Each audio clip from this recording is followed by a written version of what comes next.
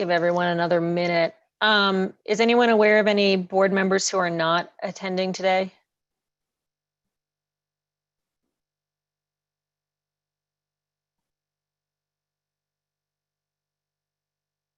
Not that I'm aware of. Cammy's the one that keeps roll call, so. Okay, we'll wait a bit.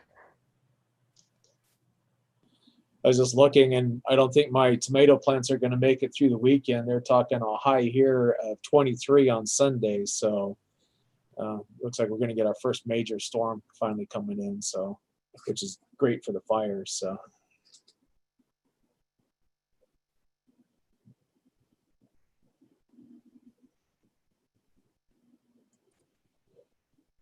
You're muted if you're talking, Ginny.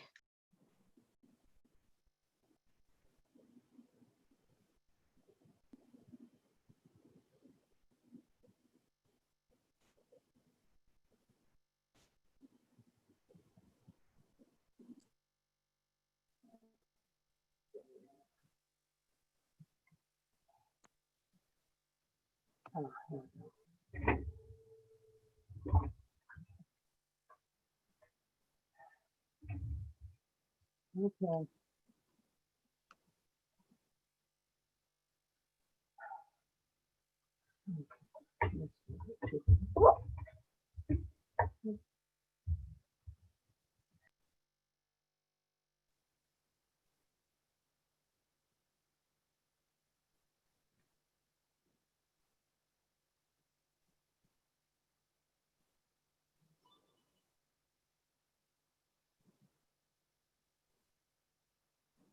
Just seeing if we get Lauren or John or Tim.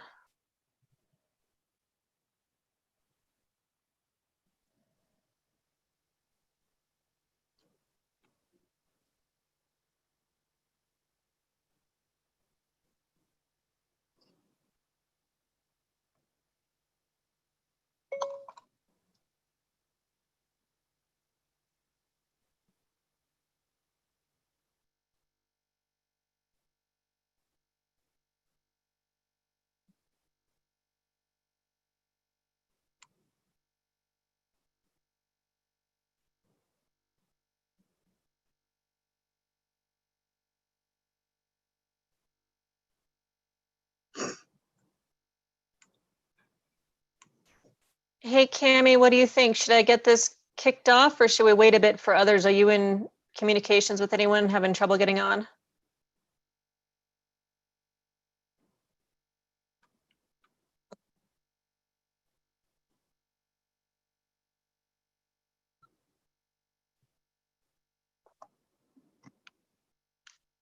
Can anyone hear me? I can hear you. Okay. Is Cammie just not there right now? I bet she's working on trying to get some people on, is what I'm thinking. Yeah, that must be it. Okay, we'll hang. All right, now we look pretty good right now. Have you heard from Lauren or John or Tim?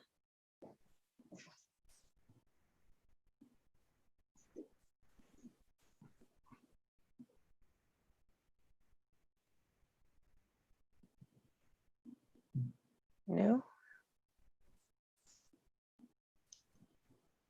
All right, well, I'm going to kick it off and we'll get through the business side of things and hopefully they will join. So welcome everyone to the October 21st Mayan Land Reclamation Board meeting. In attendance, I see Forrest Luke, myself, Nell Wareham, Board Chair, Jill Van Noord, Karen Utterback Norman, and that is it for now. We'll keep an eye out for the others. Let's start off with an approval of the September 2020 summary of minutes. Real quick now, can you ask who the telephone number is for the 719-376 number? Sure. Can someone identify themselves if your phone is ending in 5772?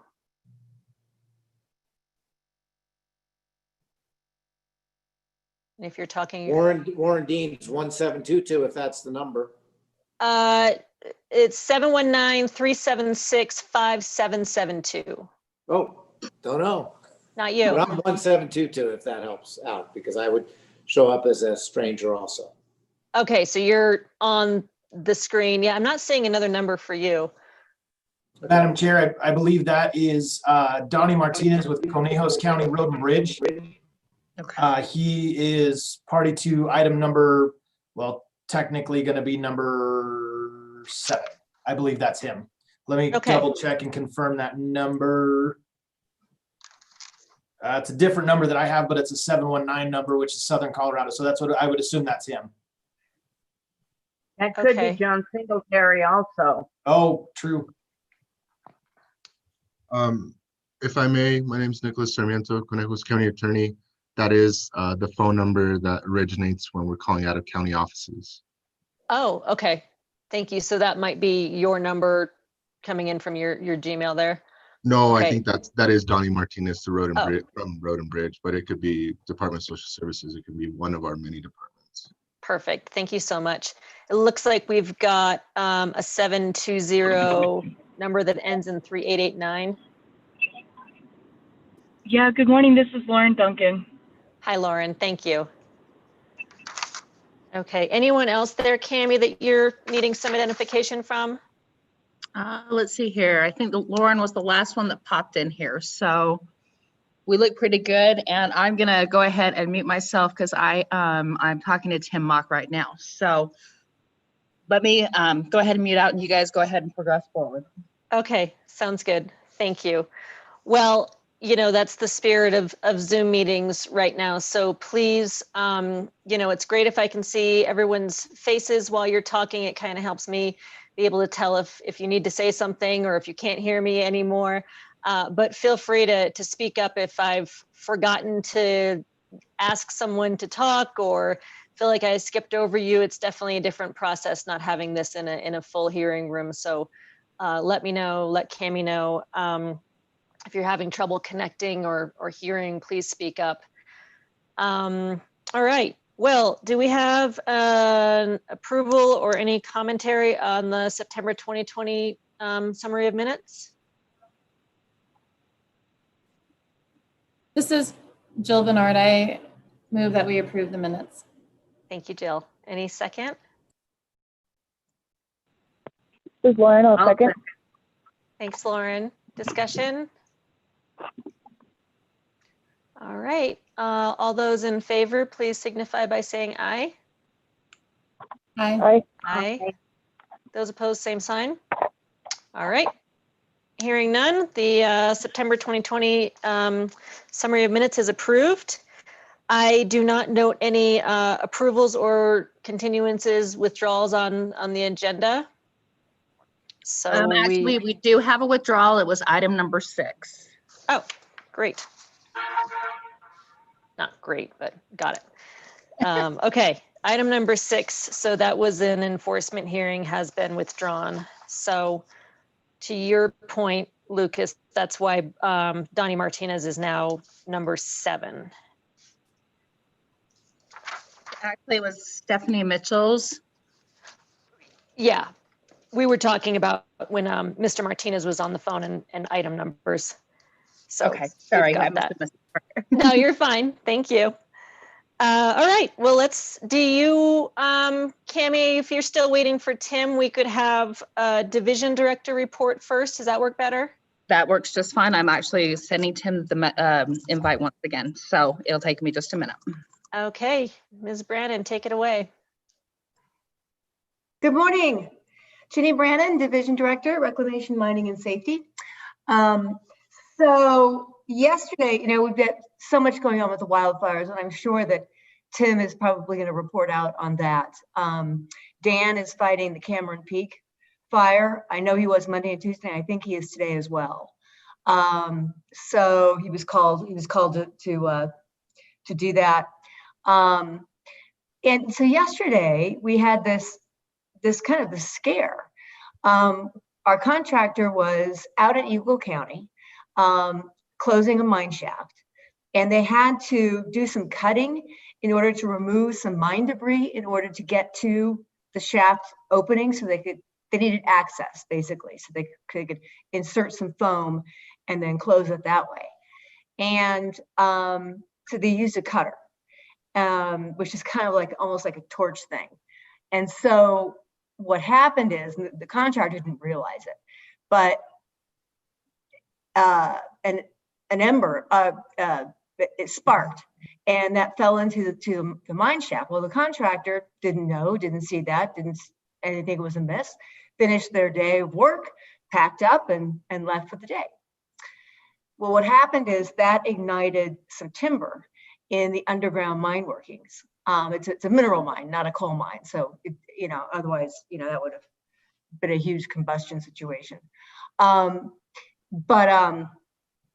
it was, so we got these emails yesterday morning about 7:30, and boy, when emergency response goes to action, it is wild.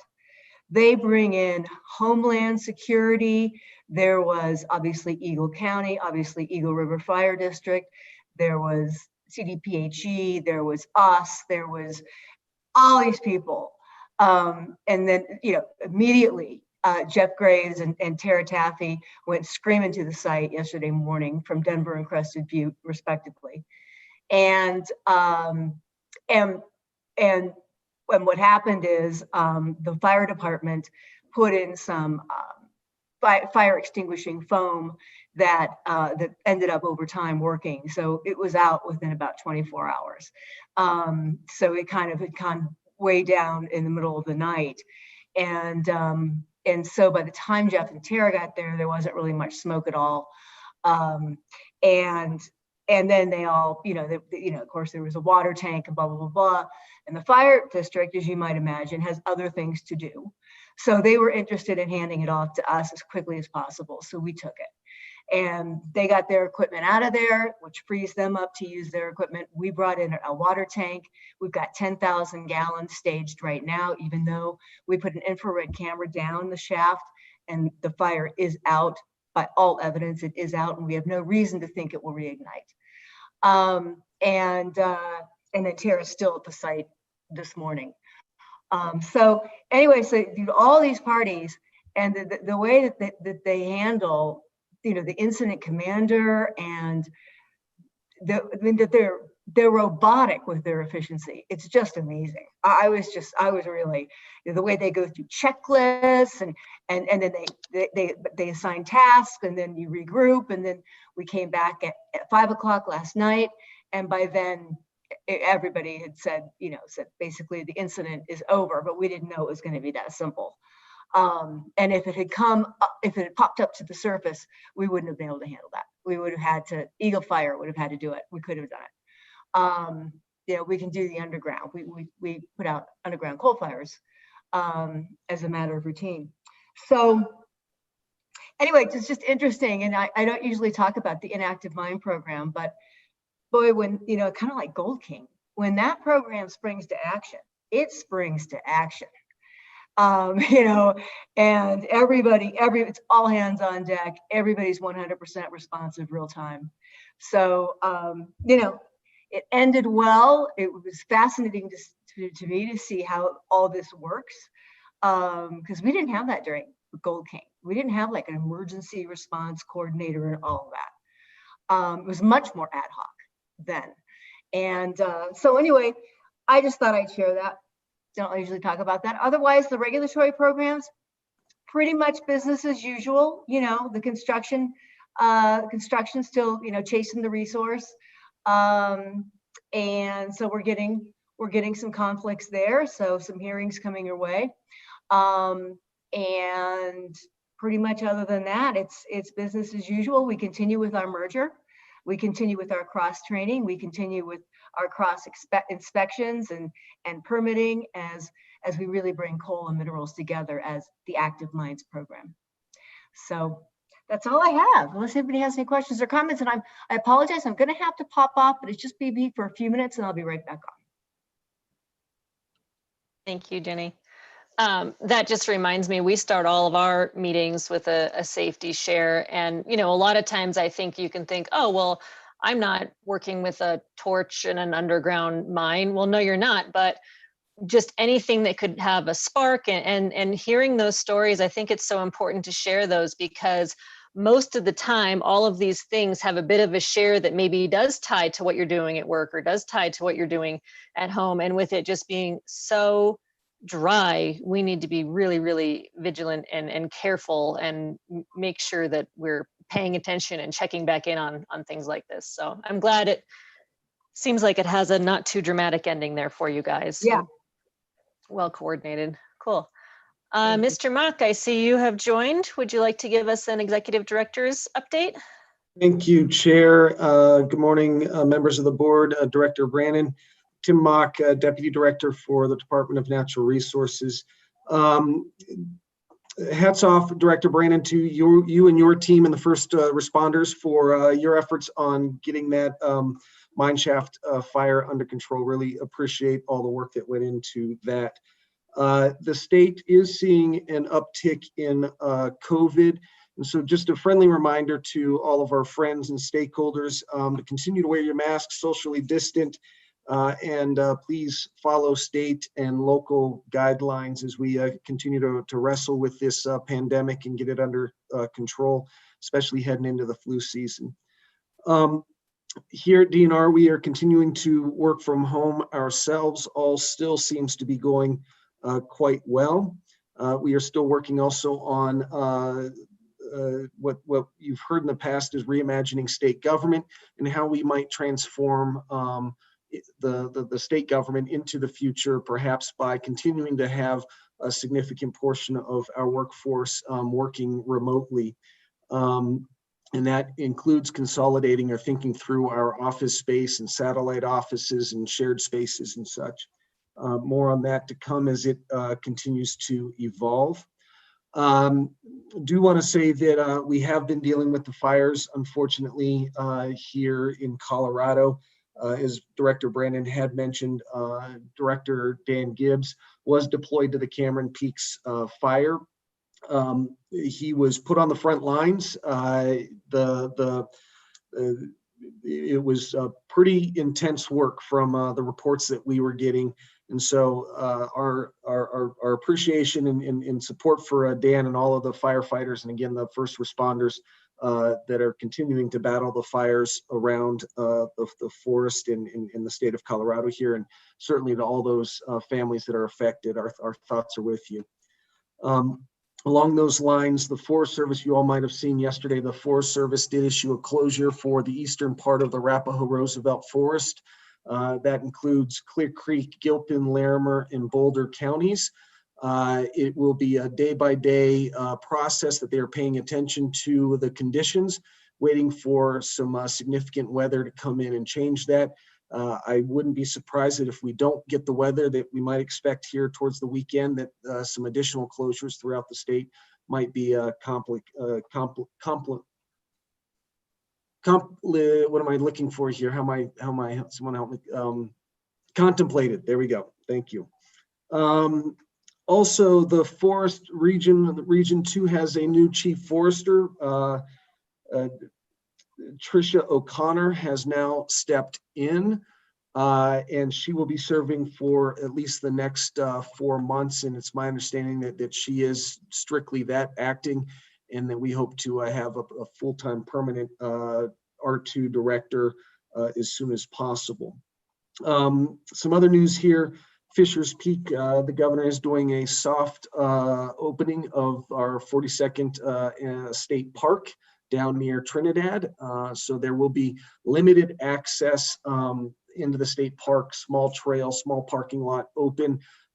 There is still a long ways to go in terms of fully opening this state park up. And so I would encourage those that might be thinking about getting down there. I know I'm certainly interested to go check out the park myself, but there's not much that's going to be open right now. Just like I said, the one trail or so in a parking lot. And then finally, the greenhouse reduction pollution plan, reduction plan has been posted and is receiving public comment right now. I can dig up a link here somewhere and send that along, and would encourage any interested parties to go ahead and check out that draft plan, and feel free to submit some public comments, which I think are going to be open until November 11th. And that is all I have. And if there's any questions, I am happy to entertain them. Thank you. Thank you. Any questions? All right. So let's move on here to item number 5. This is an enforcement hearing. RWT Excavating and Demolition. Eric, Scott, is there anyone besides you that we need to swear in? Michael, would you like to jump in at any point, or? Yeah, I'll be sweared in as well, just in case I need to provide testimony. Okay. Do both of you swear to tell the truth? Yes. Okay. Thank you. Go ahead, Eric. My name is Eric Scott, and I'll be presenting for the division in this matter.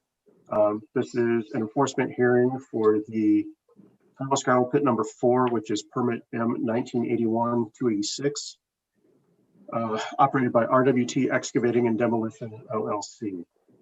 And the reason for this hearing is for the consideration of the forfeiture of the financial warranty for failure to submit the required 2020 annual reports, maps, and fees. And before we get into it any further, I just wanted to note for the board that we're doing this in a slightly different order than would be normal. The permit for this site was revoked in June of this year. And rather than finding the bond subject to forfeiture during that hearing, we will make that determination today, find the bond subject to forfeiture, and also forfeit that financial warranty. So moving on with the chronology, as I just stated, the bond was revoked during the June hearing in 2020.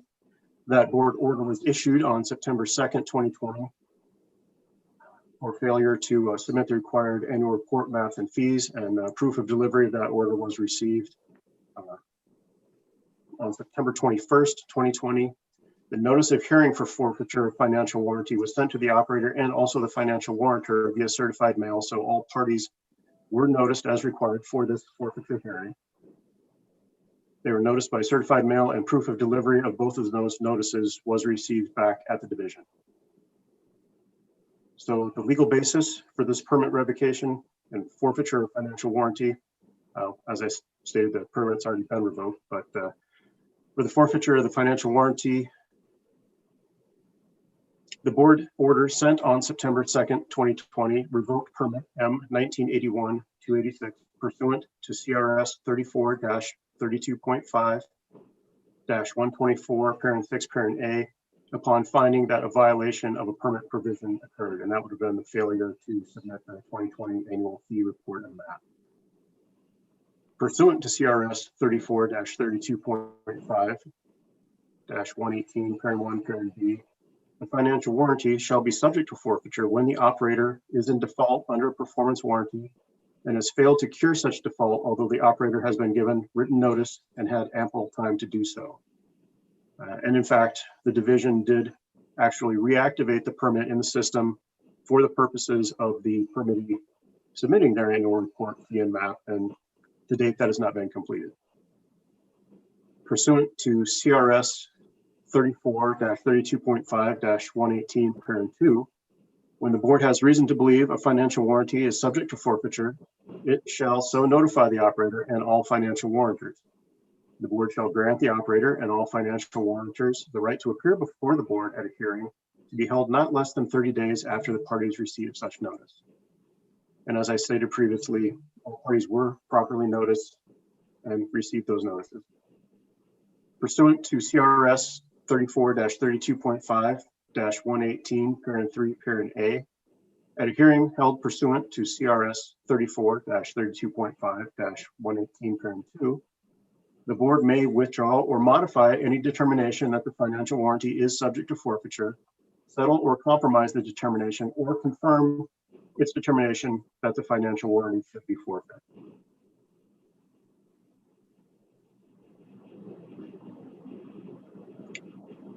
And the required notifications were mailed out and proof of receipt was returned to the division for both of those notice letters. At this time, unfortunately, the staff recommendations are that pursuant to CRS 34-32.5-118, parent 1, parent B, to find that the financial warranty for M 1981-286 in the amount of $25,000 is subject to forfeiture for the operator's failure to cure their default under its performance warranty. Find that the financial warranty for M 1981-286 in the amount of $25,000 should be forfeit in accordance with CRS 34-32.5-118, parent 3, parent A, and then issue a written finding of fact and conclusion of law to support its decision, and issue the order directing the affected financial warrantors to immediately deliver to the board all amounts warranted by applicable financial warranties in accordance with CRS 34-32.5-118, parent 3, parent B. Does the board have any questions?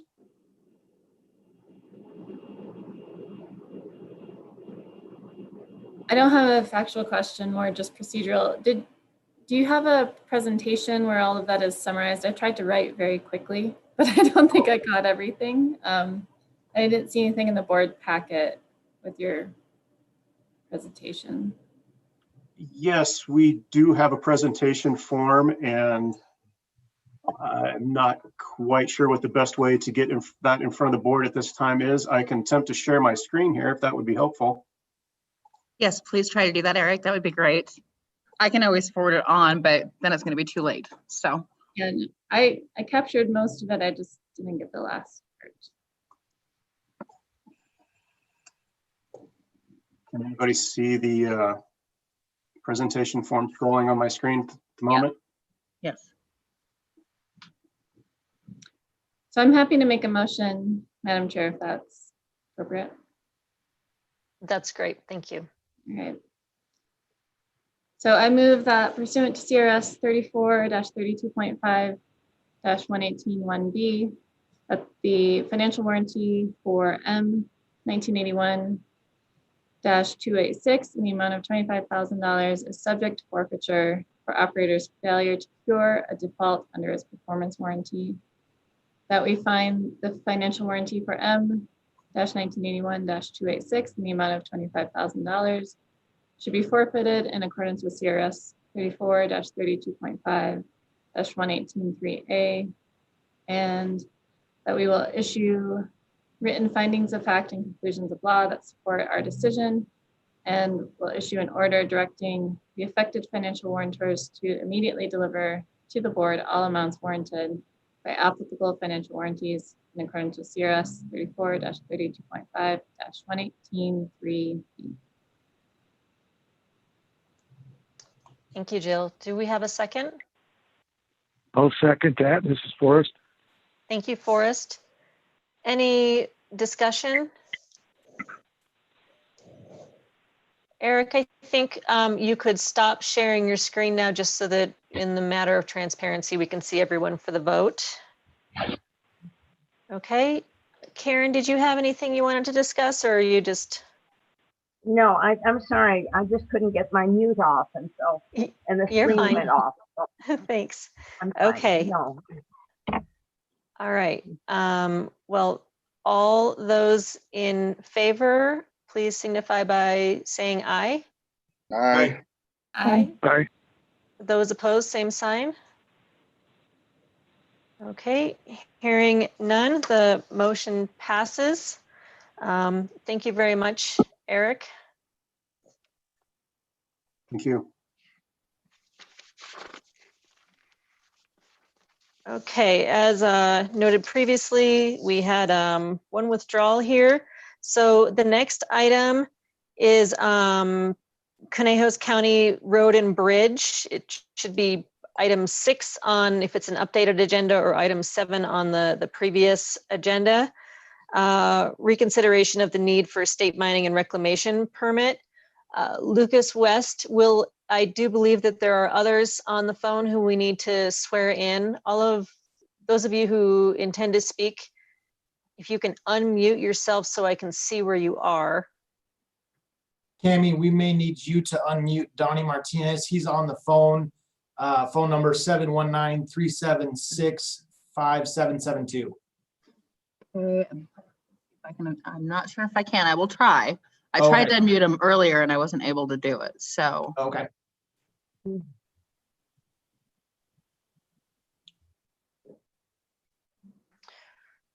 So it looks like we should. Oh, there he goes. I just muted Yes, him. that worked. And then I'm sorry, sir. I know that from the county, I can see your face. Yes, if you could identify yourself as well too. Nicholas Sarmiento, Conejos County Attorney. Nicholas. Okay. All right. Do you all swear to tell the truth? Yes, ma'am. Yes. Okay. Yes, ma'am. Thank you. I don't see that I didn't have a big order or presentation here or anything. Lucas, if you can just kind of help guide me as we're going through sort of, who's got what to present or anything like that. Yes, ma'am. I have a PowerPoint presentation that I will share my screen as we go through the presentation. I don't believe anybody from Conejos County has a presentation ready. They're just going to kind of discuss the items after the division presents. So it'll just be mine, and I can put it up and screen share, and then we'll move through it, and then I'll minimize it, as well as I have the presentation form I uploaded into the board's folder on Monday. So if you guys have it, great. But if not, I do have the ability to screen share that when we get to that point. Okay, great. All right, excellent. Yep, thank you. Well, I will go ahead and get started here. Hold on. Okay. All right. So get the screen share here.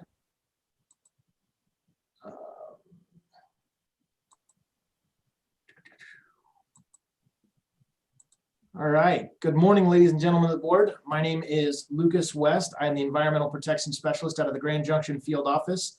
And as the Madam Chair stated earlier, the item before you today is the Conejos County Road and Bridge, which is file number M2020-036.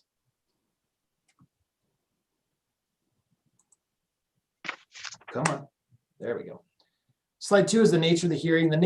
This hearing is in response to Conejos County Road and Bridges, which will, for the rest of the hearing, we'll refer to them as the county, for their petition for a declaratory order for the deconstruction of irrigation reservoirs. Slide 3 is kind of a brief summary. The division received a Is It Mining letter in July of 2020, which was specifically for the deconstruction of 2 irrigation reservoirs. Some of you guys may not be familiar, but these irrigation reservoirs are used by farmers in the southern part of the state, as well as other parts of the state, to retain their surface irrigation waters from a ditch or whatever source they might be pulling that water, to then be pumped from the reservoirs to the center pivots for use of that irrigation water throughout the season. Like I said before, this specific Is It Mining letter we received was for 2 specific reservoirs located in the county. These reservoirs are built up from the ground, use locally sourced material. The walls of them, and I have some pictures in a little bit, range from about 10 to 15 feet tall, and from an aerial perspective are various shapes, triangles, rectangles, circles, and usually take up about 2 to 3 acres at a time. Details of the projects were that most of the material is going to be used as backfill. When they deconstruct these reservoirs, they're going to flatten the ground with the existing adjacent ground level. And it detailed that about 13,000 cubic yards were going to be removed from each respective site. Slide 4 is a little bit of discussion. The division's original determination about these 2 sites was primarily based on the fact that that material was going to be removed from each specific piece of property and used as a construction material by Conejos County. So the division issued their opinion originally that we believed that this did meet the criteria of a state reclamation permit, and that one or 2 would need to be filed. However, kind of in correspondence with the county, we found out that these are the first 2 of what will prove to be many more projects coming up in the future. that will come up 1 or 2 per season, maybe 3 to 4 a season, and they're going to be sporadically located all across the county. And these projects are going to be a direct benefit to the conservation of water resources, provide a service to those specific landowners, and provide a much needed source of material for the county. So based on the new information, the division does not oppose the request for a declaratory order at this time. Next slide is just a general location map for the board. Some of you may not be familiar. Conejos County is located on the Highway 285 corridor just south of Alamosa. So this hard gray line is the New Mexico state line. So we're down in southern Colorado. One point I would like to make is to draw your attention to sort of the 285 corridor, Highway 285 corridor, and just the number of center pivot fields that exist within the county. Just about every single one of these center or pivot fields right now utilizes these specific types of reservoirs.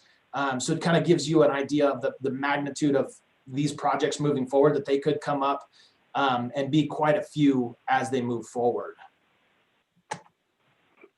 The next slide is a zoomed in location map of the project area. And I really wanted to highlight again, just looking at this small section of the county in the vicinity of the community of Romeo, that just how many irrigation reservoirs exist. You can see them indicated by the yellow push pins, that they supply quite a few of these center pivot fields throughout the county.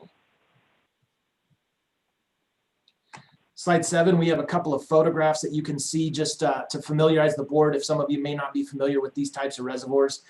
This is approaching one of the reservoirs on a county road, so you can see it is a built-up structure that is higher than the ground level, typically lined with bentonite or clay for the retention of that surface water. Slide 8 is another photo that just shows, the well-vegetated banks and sidewalls of these reservoirs and the containment of that water for the use of the center pivot fields. Slide number 9 is a bit of a summary on the projects. That some of these farmers, the reason these reservoirs are being abandoned is that some farmers, and more that will come up in the future, are converting their center pivots from surface water fed to groundwater fed as they work with the Division of Water Resources. So that's what's leaving these reservoirs abandoned.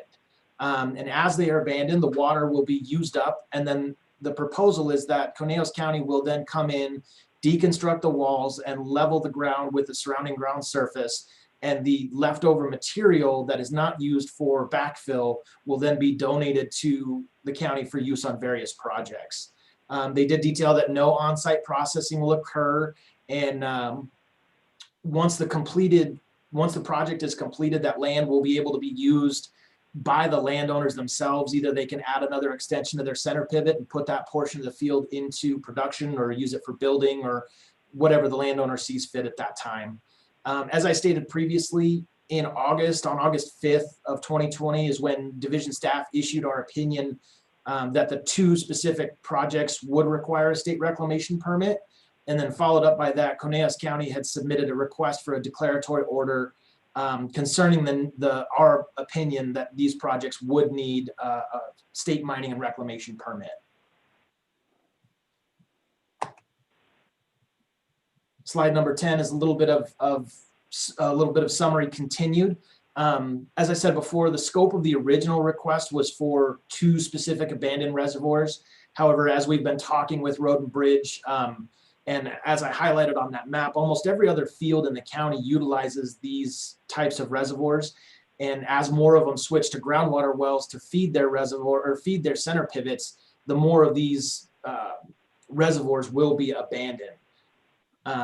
So we see the potential for these similar projects to arise sporadically across the county for the years to come. Like I said, maybe 2 to 3 a season, maybe more, maybe less. Slide 11 is the division's position on the matter.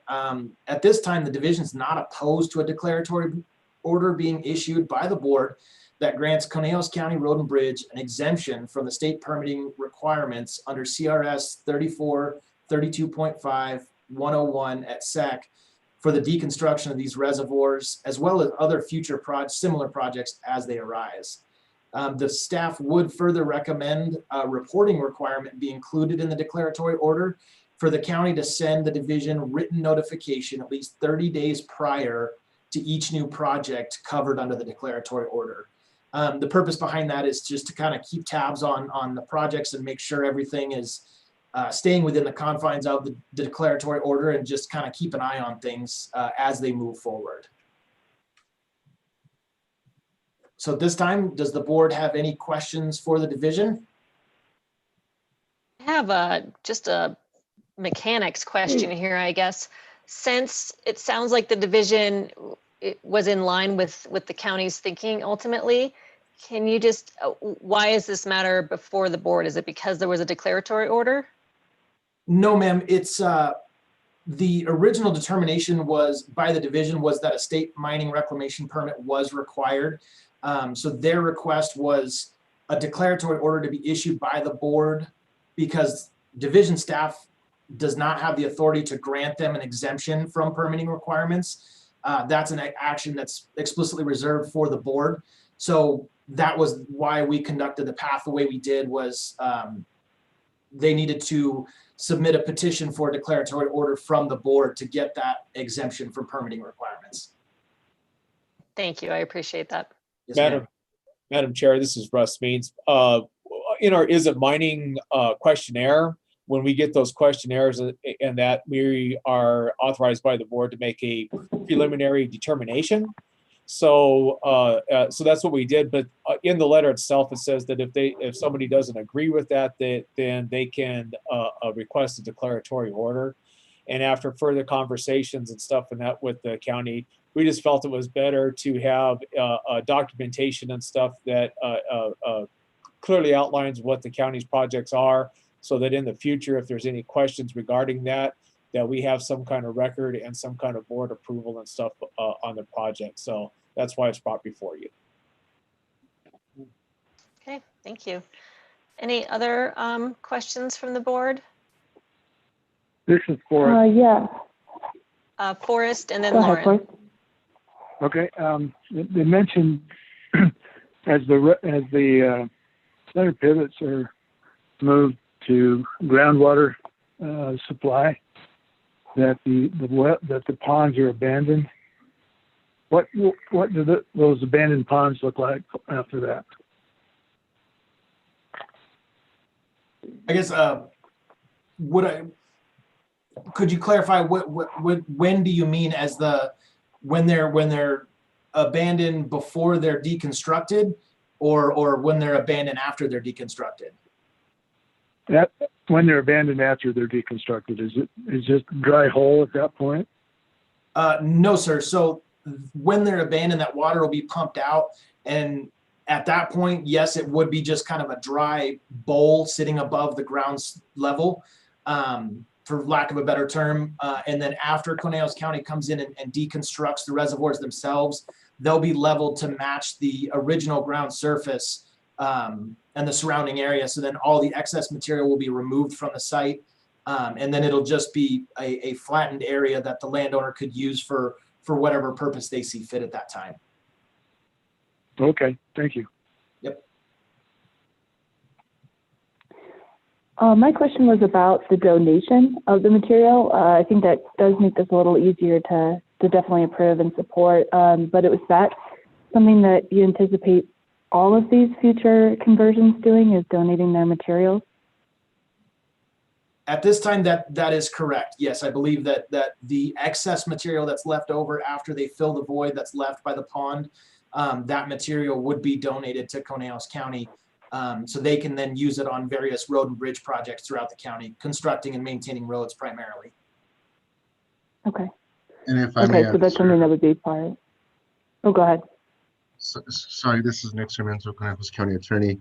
The reason for us helping out is we also get the potato rock for use in various projects.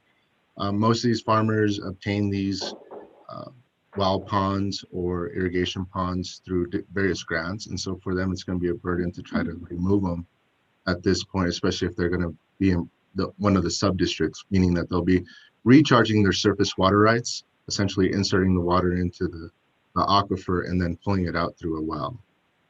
So that's the benefit. For us, we will have to use our equipment, use our fuel, use our labor, but then they get a flat piece of ground that they can then farm. Sure, sure. Yeah, I see the advantage here. That definitely seems like a positive all around. I guess that was just one question about the profits that would or would not be realized by this effort. So it sounds like it's all going to maintain that donation structure and the in-kind structure, and I appreciate that. And I would imagine just having that notification 30 days in advance if one of these was different than the intended outline, that would give everyone an opportunity to highlight if something was different. Yes, ma'am, that's correct. Yeah, and Chair, we do agree to that structure. Before we enter into someone's property, we would actually have the contract in place for in-kind donation. So that way we keep up with our requirements to be transparent with the public as to why county equipment and county laborers are on private property. Great point. John?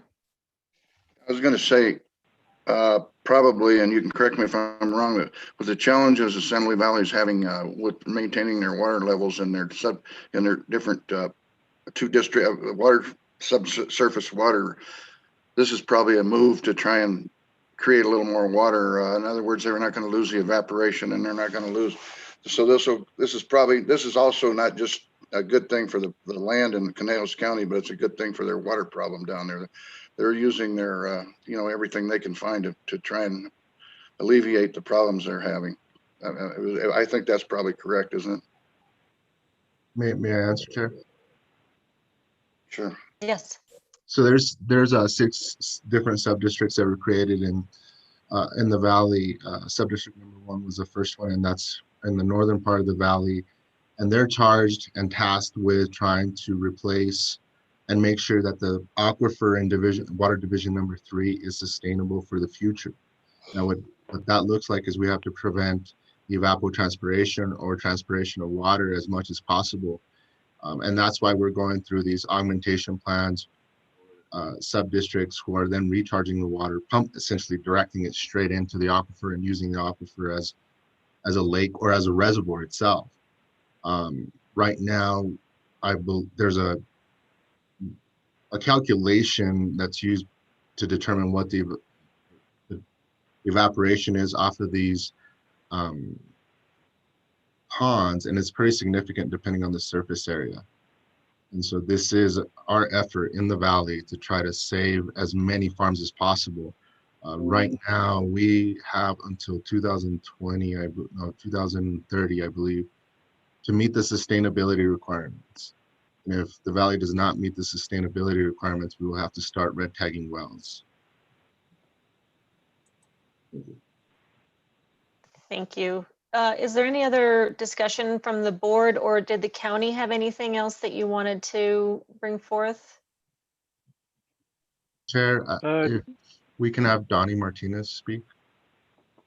Meeting with our local farmers. Can you hear me? Yes. Okay. We're meeting with our local farmers, and they're the ones that propositioned us to remove this stuff, or if we would be available to help out.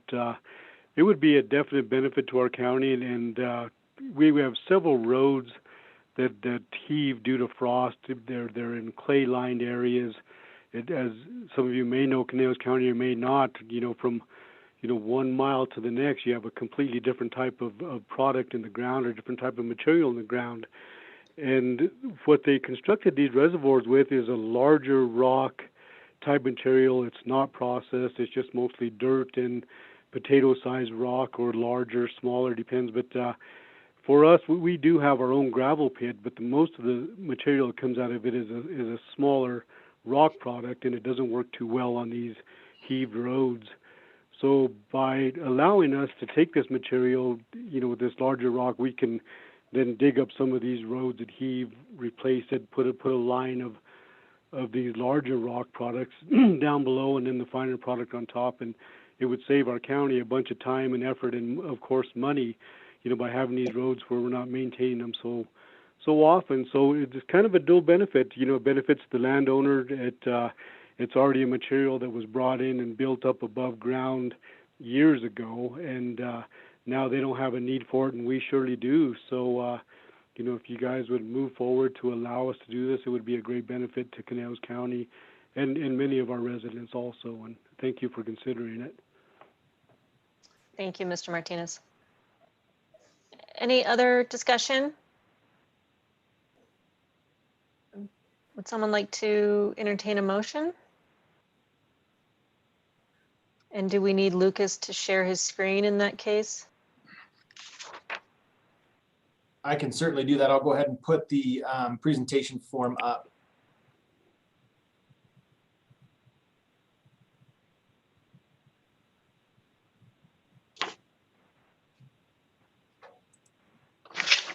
One second, please bear with me. Sorry, thought I had it handy.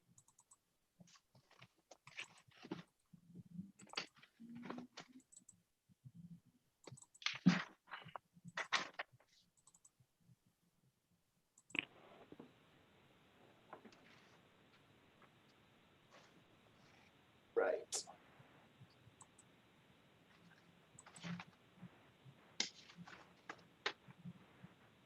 Isn't it fun how they just disappear? If you can't find it, Lucas, I can try. Nope. Oh, you got it. There we go. Perfect. Thank you.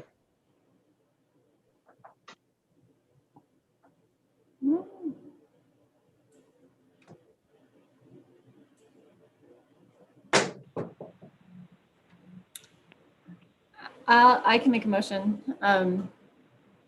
I move that we issue a declaratory order granting Conejos County Road and Bridge an exemption from the state reclamation permitting requirements under CRS 34, 32.5, 101 for the deconstruction of irrigation reservoirs as proposed, as well as future similar projects as they arise. And also that the order include a written notification requirement whereby the division receives written notification at least 30 days prior to each new project covered under the declaratory order.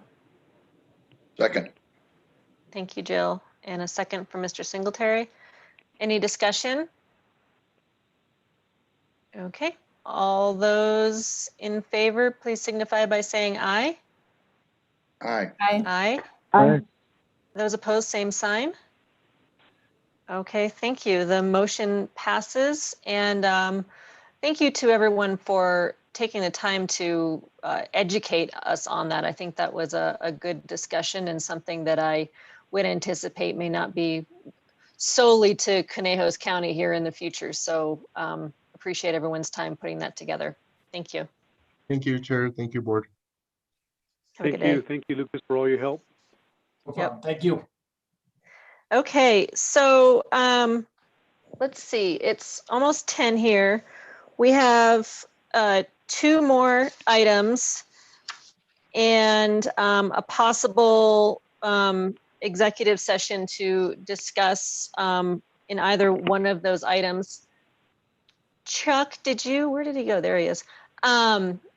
Did you want to talk at all about process here or timing here, or shall we maybe tee up the next two items timing wise and then maybe take a quick break or decide what happens here next? Yeah, either way is fine with me. I think there's probably the last item probably would benefit more from executive session before you come to it. The Okay. one for I guess item 7, that it's entirely up to the board whether they want to hear presentations first, and if the board feels they need advice after that, or in advance, either way is fine. Just let me know. Okay, sounds good. Do folks feel like they want to take a 5 or 10 minute quick break and then reconvene here? Yeah, like just come back at 10. It's 9:53 according to my phone. Okay. Okay, we'll see everyone here at 10.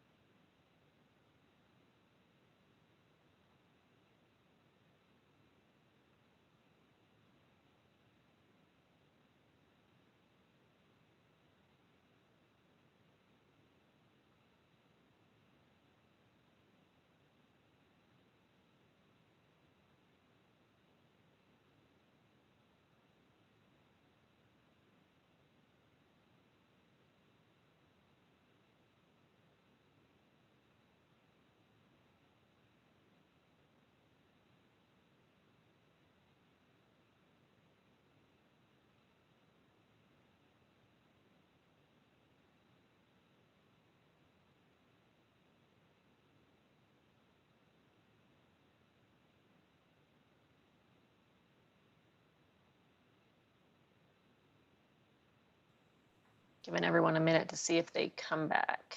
There's Jill, there's Lauren, there's John, there's Tim. Forrest, are you back?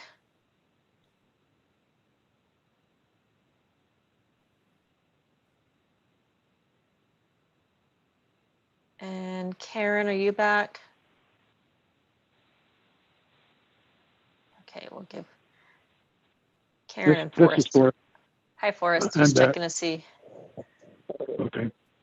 We'll just see if Karen pops up here.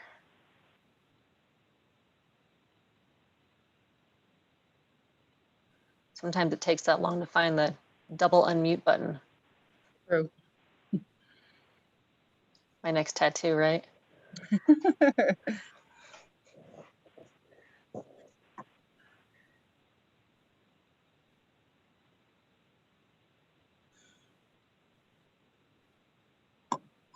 All right. We'll get this going. I'm assuming Karen will be here momentarily. So this is item number 7. This is the Pinion Ridge mining operator's request for temporary cessation regarding the Sunday complex with Lucas West. Lucas, can you and anyone else who intends to testify during this, please unmute yourselves so I can see who we have here?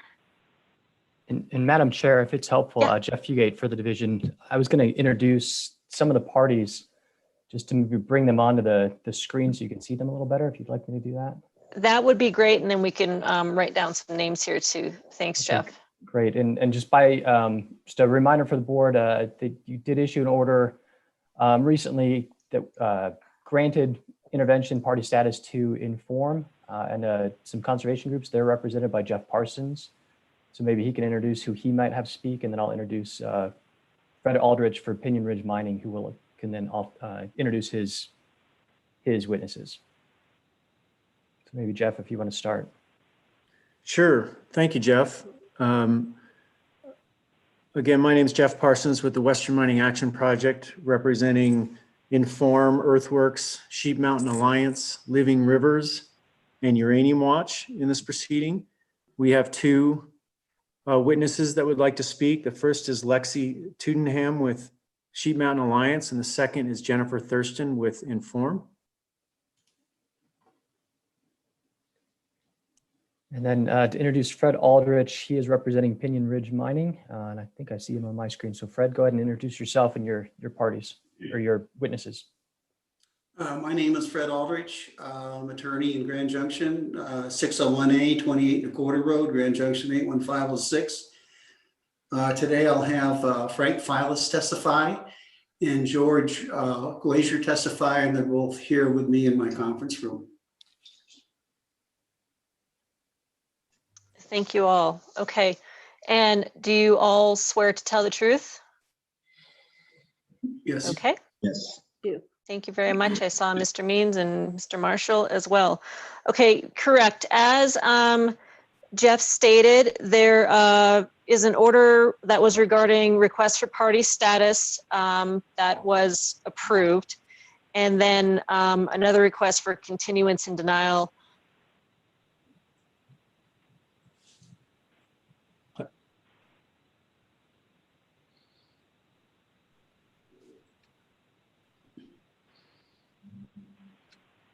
Looks like Nell froze up. Did she freeze a little bit?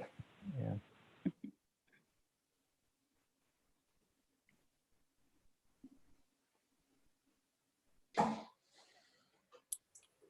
I'll text her real quick. I think she just noticed. I think she popped off, Chuck. I think she's going to pop back in here.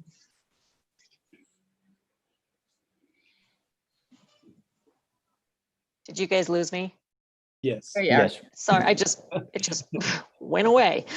Okay, sorry. Just regarding the board order, how much of this presentation to hear from Pinion Ridge or the objectors, certainly wanting to keep this conversation to fresh new information. We heard a considerable amount in July. So looking to the division, looking to the board for some direction and clarity on how best to proceed here. Sure, if I can, Madam Chair, just a proposed order. And again, I appreciate the reminder that this is not a kind of a reconsideration of the July hearing. However, we are still discussing temporary cessation, so there is going to be some overlap of facts, some overlap of rule citations, but at least for the division, on the division's behalf, we'll do our best to not rehash some of what was discussed back in July. I think for a hearing order, staff has a short initial presentation to kind of outline and set the table.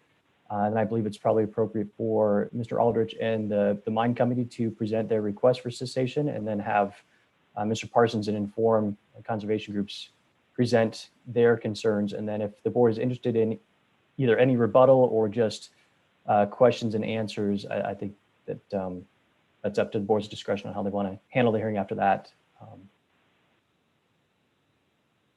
Okay, I think that sounds fair to me. Does that sound agreeable to the operator and the intervener? It's certainly agreeable to us. That's fine. Thank you. Mr. Parsons, okay. Thank you, Jeff. We'll hear a brief presentation from division. Okay, great. Once again, this is Jeff Fugate appearing on behalf of the Division of Reclamation, Mining, and Safety. Unlike the division's position or I guess role in the July hearing, we are staff to the board in this matter.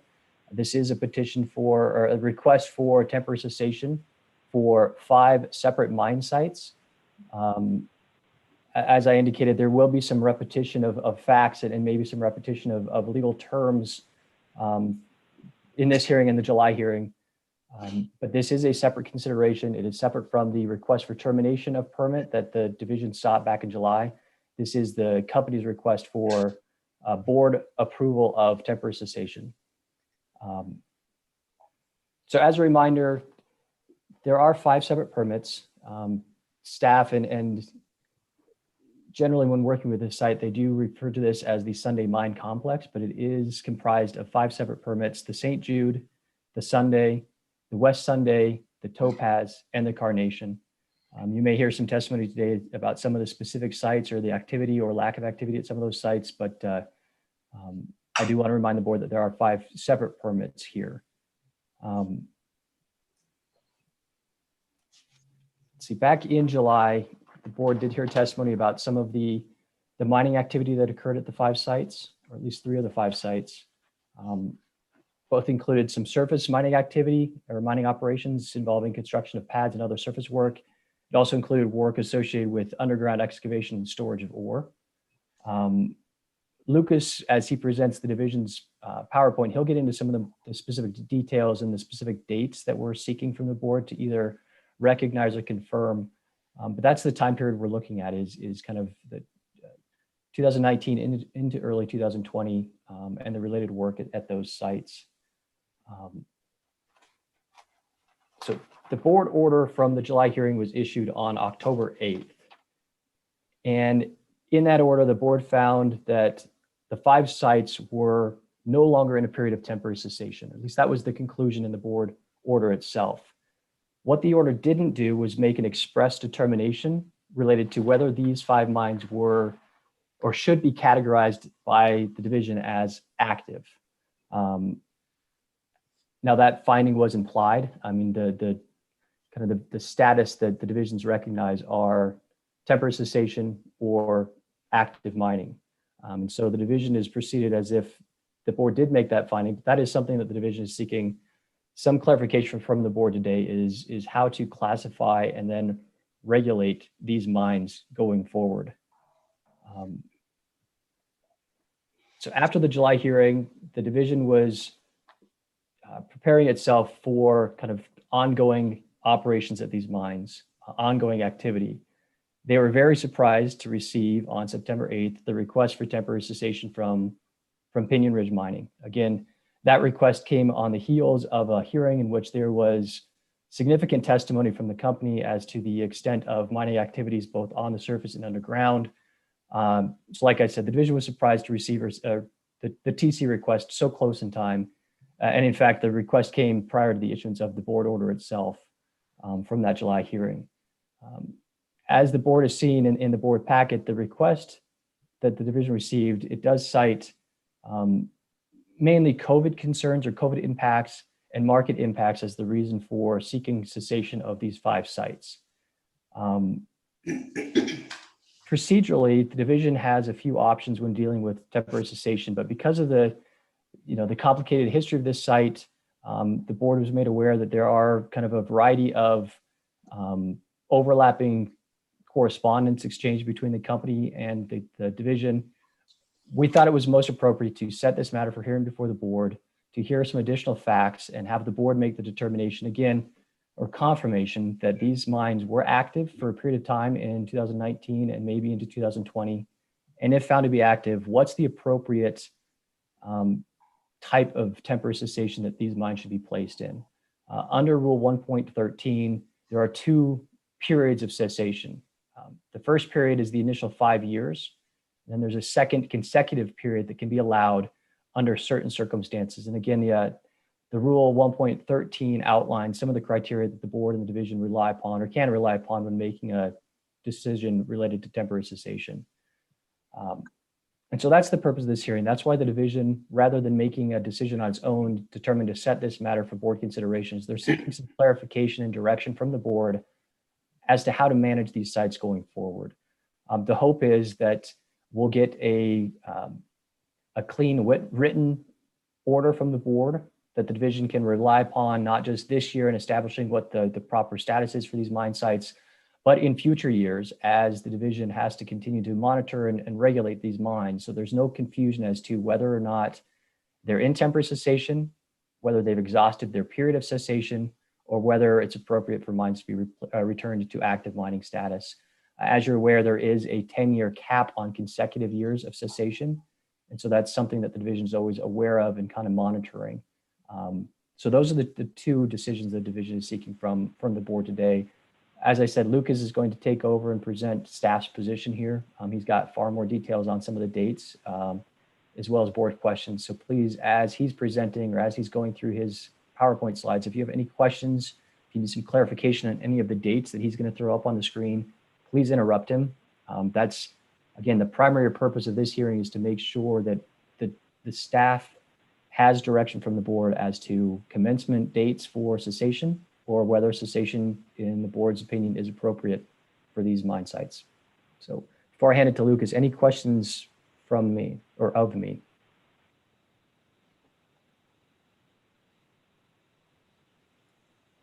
Nope. Okay. Lucas? Perfect. All right. Well, thank you, Jeff, for that introduction. I'm going to go ahead and share my screen and begin our presentation. So I'm still Lucas West, the Environmental Protection Specialist over the site out of the Grand Junction Field Office. And as we've heard today, that this is for the Sunday Complex mines, which is a conglomeration of 5 separate permits of the Sunday Mine, St. Jude Mine, Topaz Mine, West Sunday, and Carnation. And they're all operated by Pinion Ridge Mining. The nature of this hearing, as Jeff said, is in response. Oh. Would you share your PowerPoint and stuff with everybody? Oh, yeah. Sorry. Okay. My apologies.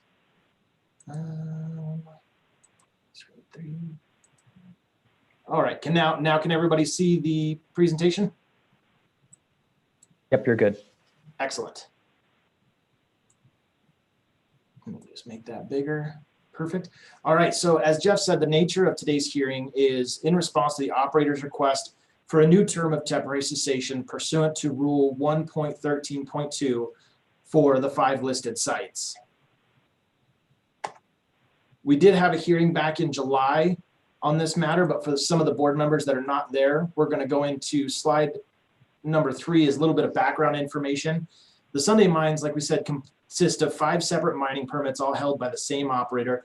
They're located in Big Gypsum Valley out in western San Miguel County. It's about 17 miles southwest of Nadarita. The 5 sites total about 1,946 permitted acres, and they're all located on BLM lands. Below is a list that you can see of all the permitted acreages associated with the 5 separate permits.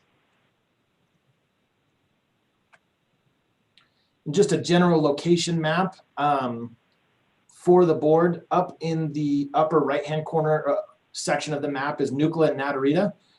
The sites are located down Highway 141 heading towards the west end and are indicated in the northern portion, northwestern portion of Big Gypsum Valley, indicated by the yellow push pins.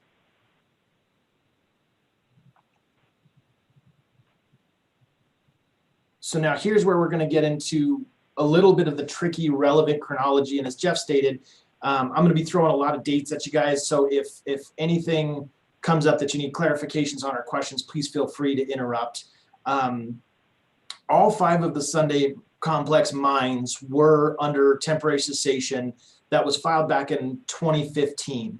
That was an initial period of 5 years that was set to expire on April 19th in 2020. In June of 2019, the division received a change of status notification for the Sunday Carnation and St. Jude. And in accordance with the rules, it was approved on July 10th, 2019. As we discussed a little bit, that in July, the division staff brought a petition to declare termination of the mining operations for each of the 5 permits. And that was ultimately denied by the board. But as Jeff kind of explained, the board order that was issued did not expressly make a determination on the active status, although it was implied.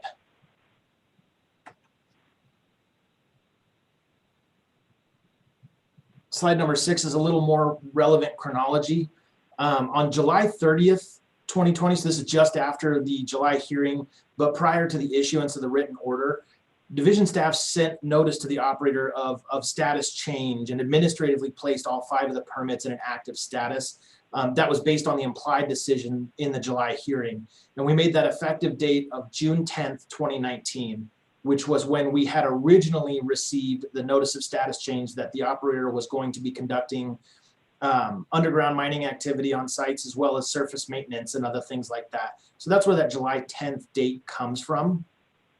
And then as Jeff said, on September 8th, we received complete requests for all 5 of the permits to be placed in a new term of temporary cessation that was effective February 26, 2020. And that date was based off in the request, they detailed that date is based off of the date of completion of the lined ore pads that were constructed at the Sunday, the St. Jude, and the West Sunday mine. Then shortly after that, division staff notified the operator that the requests were considered complete. We followed the appropriate rules and notified the county. In this instance, for temporary cessation notice requirements, division staff is required to notice the county for which the mining operations are located in, as well as any municipalities within 2 miles. This site has no municipalities within 2 miles, so we notified the county and notified the operator, and then at that time determined that this matter would be best heard before the board because of its detailed, complex nature and need for clarifications. Slide 7 is the summary of our request for clarification. Division staff is just requesting clarification if the board's intent at the July hearing, though it was implied, was that all 5 sites were deemed in an active status and that active status effective date would be June 10th, 2019. What followed after June 10th, 2019 to February 2020 was a period of activity where they were doing some underground mining activities, moving ore, doing some long hole drilling. We covered all that stuff in July. But if the board's determination is that they were indeed in an active status and those mining or those activities constituted an active status, then this request would constitute year 1 of an initial period of temporary cessation. And as Jeff kind of touched on, that would be year 1 of an initial 5 years. And the max allowed by the rules is a 10-year period of cessation, 10 consecutive years.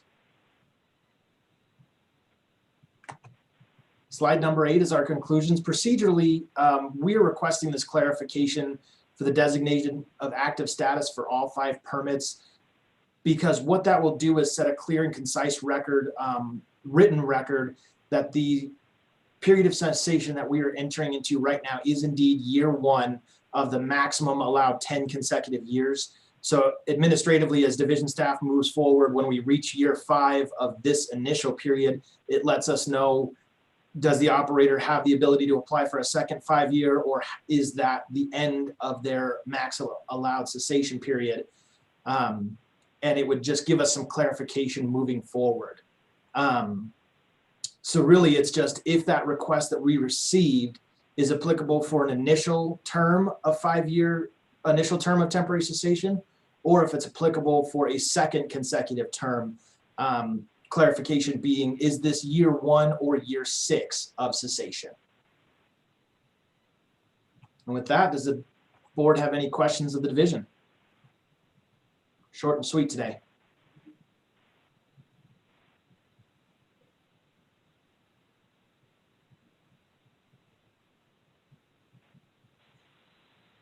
This is Forrest.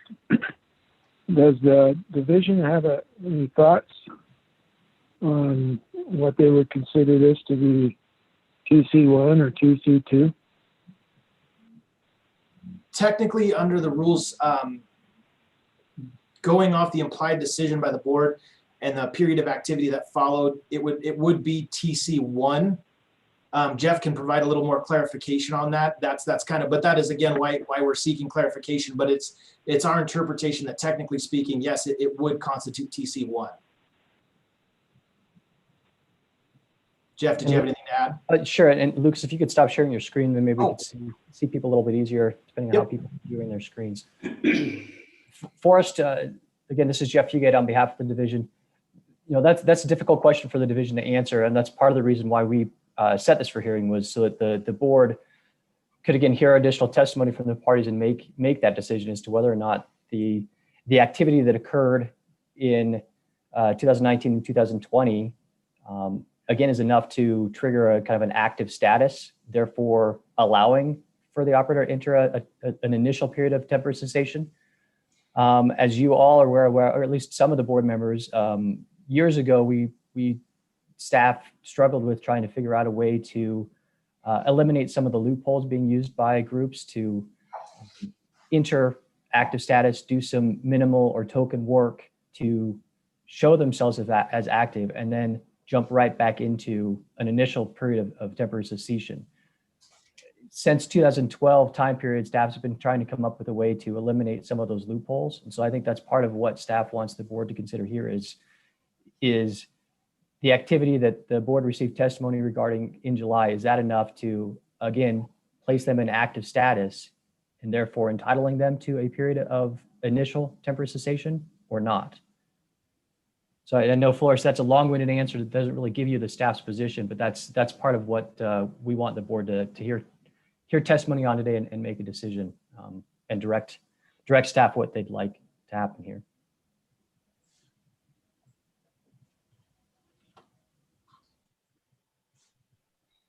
Any more questions for the division at this juncture? Okay. Did the operator have a brief presentation or anything they wanted to speak to? Yes, Madam Chairman, thank you so much.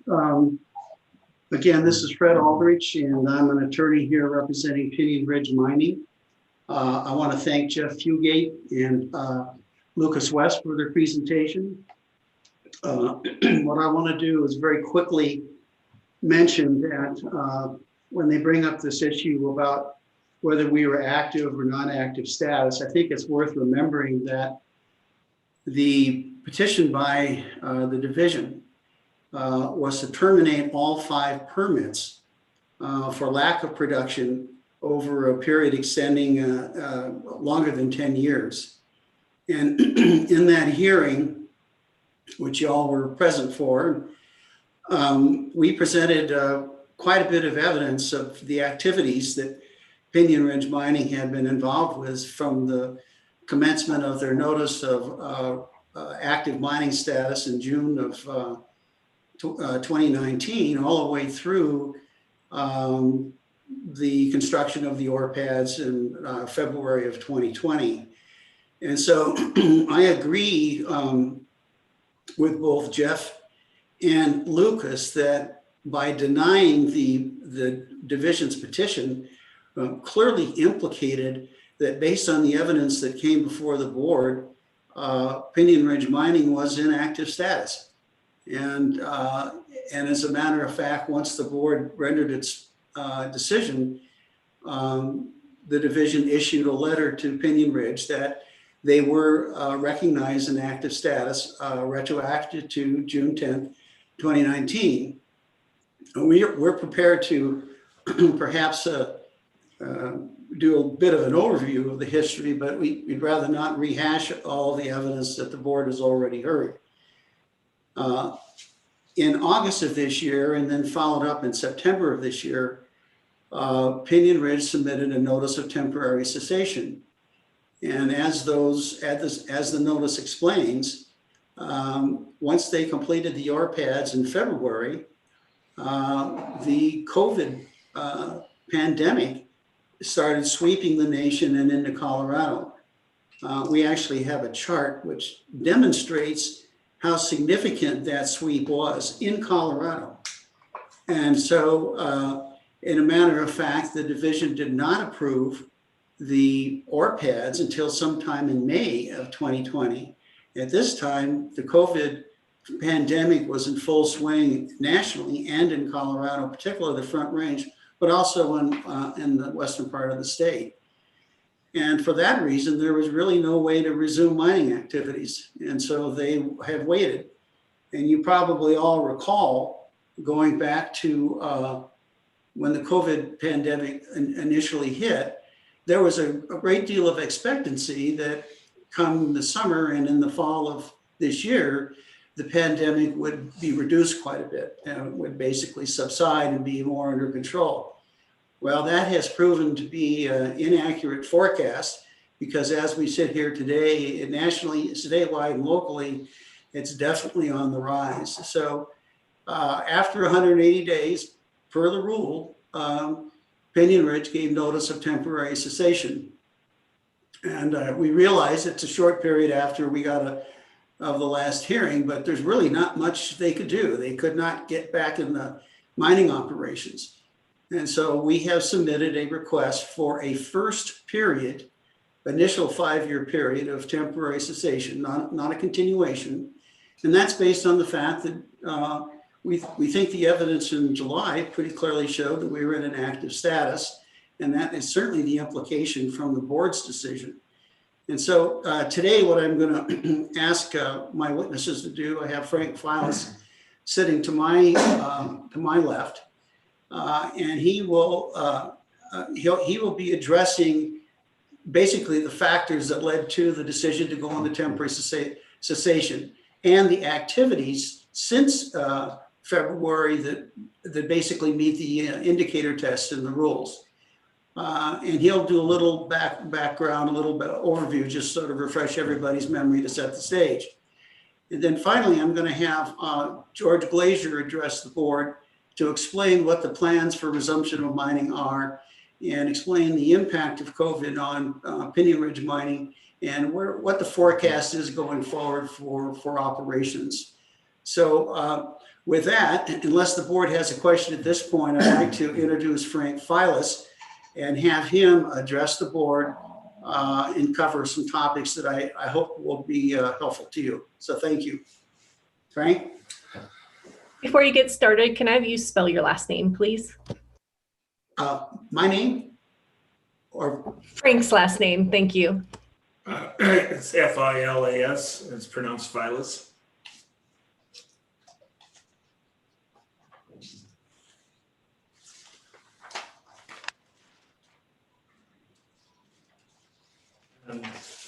Okay, with that, first of all, I'm a partner in Files Engineering and Environmental Services here in Grand Junction.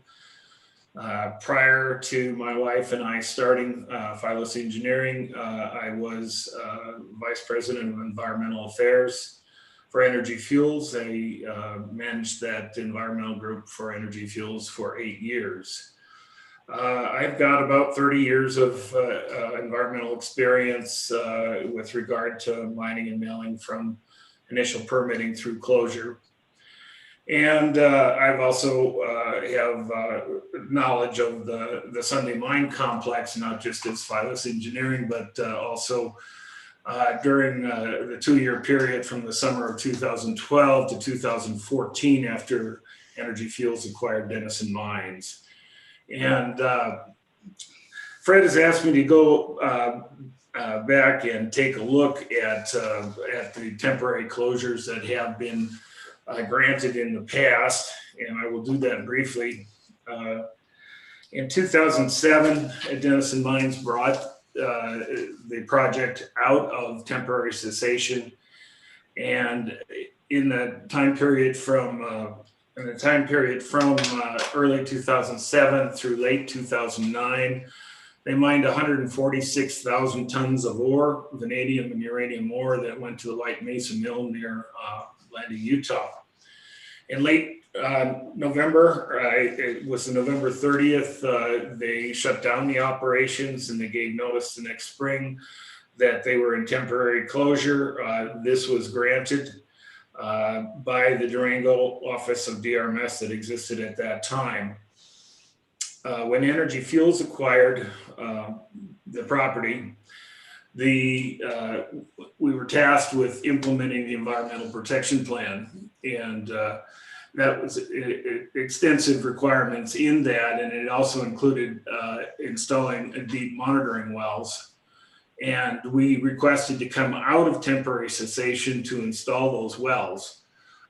You might think, well, monitoring wells, no big deal, but these were deep wells into an aquitard, and the initial budget was $300,000. I think we ended up spending closer to $500,000 to put those in through late 2012 into 13, and then we monitored them up until the time that Pinyon Ridge acquired the property from us in August of 2014. Pinyon Ridge went into temporary cessation. I believe that date was set as April of 2015. And then in early 2019, Pinyon Ridge came to me and said that they wanted to restart the mine. And they also needed a technical revision prepared to cover a low-grade ore stockpile or portions of it that had higher grade uranium in it. And so I agreed to assist them in that as far as environmental compliance and permitting. And so we got the technical revision approved. That work was done in the summer of 2019. Concurrently with that, they reopened the mines. And I would just like to clarify something. Lucas has talked about the 5 permits. And the reason there are 5 permits is because originally these were under separate ownership. But 4 of the 5 are connected underground. And the 5th, the Topaz, is planned to eventually connect with the other 4. And the site disturbance currently is about 80 acres. I know you see all the acres that are permitted, but that's usually for vent shafts and things that stretch out a long ways underground that we need to have adequate ventilation. So that the board essentially decided that work that was done during the summer of 2019, what the mine was active, and that was the ruling in July of the board meeting, July of this year. After that work was done in September, they were told by the DRMS that they really couldn't bring ore out of the mine until they got ore pads installed. So they went out and contracted and this took a little while to get the contracts in place to build the ore pads that were required. And they built 3 of the 4 ore pads that were in the environmental protection plan. The 4th one is at the Topaz mine, and the BLM has insisted that no work be done at the Topaz mine until a plan of operations, a revised plan of operations, be approved. So that work was done and it was finished February 26th. and it was my decision to recommend to them that by the time the end of August showed up, that was 180 days. And that's my interpretation of the rules, is that if you're not doing construction on site or underground, then you're not, you're not active. And that's the way I interpreted the rules, and that's the way historically DRMS has interpreted the rules, the existing rules on site, or that are the existing rules for the state right at this point in time. And so that's why we applied for temporary cessation. Just to rehash a little bit about what was done in 2019, they opened and rehabilitated the portals, they rehabilitated underground workings, they repaired buildings and opened them up. They started up the ventilation system for the mines. They reestablished utility service, obviously, to get electricity in. They conducted extensive sampling and testing underground. They covered low-grade stockpiles. They mined ore and stockpiled it underground. And they made repairs to the on-site stormwater controls. And then in January and February of this year, they constructed the ore pads. And as Fred indicated, these ore pads were ultimately approved by DRMS in May of 2020, but there was a proviso in the approval that they could not open up the, well, they could open up the portals, but they couldn't bring the ore out and put it on the pad. So it was kind of a wait until the board hearing, and that's brings us up to that board hearing time.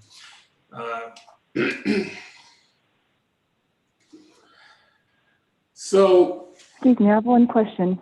Sure. Can I interrupt you for a second there? Thanks. One question on where all that work was completed that you just listed. Was that at all 5 mines, those same list of activities were done, or was that at one site versus another? The four mines that are connected, that work was essentially done on those. The Topaz mine, the BLM refused to let us open the portal, so the work done on the Topaz mine consisted of surface work only. Does that answer your question? Yes, it does. Thank you. Well, let me finish here.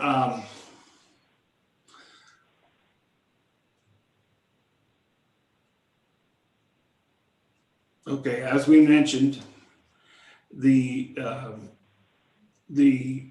were not, Pinyon Ridge Mining was not able to restart the mine because of COVID, both direct and indirect impacts from COVID. And you know, let's face it, the DRMS hasn't even been able to go out and inspect the site. So we certainly couldn't put underground miners probably coming from different parts of the country underground in close proximity. I'm not sure that they would be willing to even do that. And of course, the company wouldn't want to take liability for that. The work that has been done since February has consisted mostly of site inspections, maintaining security, repairs to the buildings and to the stormwater controls, weed control, and there's been extensive work done on the plan of operations that the BLM is requesting. That includes radioactive surveys at the mine sites, and also physical surveys and additional soil sampling. And so that work has been ongoing, and then the office work that my firm and another firm here in Grand Junction have been working on that, replying to the completeness review that the Bureau of Land Management has asked us to address. And when I made the decision, there has been, and I'll point out, there has been no sale or processing of stockpiled material, no movement of stockpiled ore, and no further development of the mine. And mining has not resumed since the end of February. Now, we are seeking an initial 5-year period of temporary closure. And our reasoning on why we set February 26th as the time that we went into temporary closure relates back to a letter that we received from Bob Oswald in 2000. It was 2009, and no, excuse me, 2010, when temporary closure was granted to Denison Mines. And Fred, could you put that letter up on the screen for me? So, lost it there.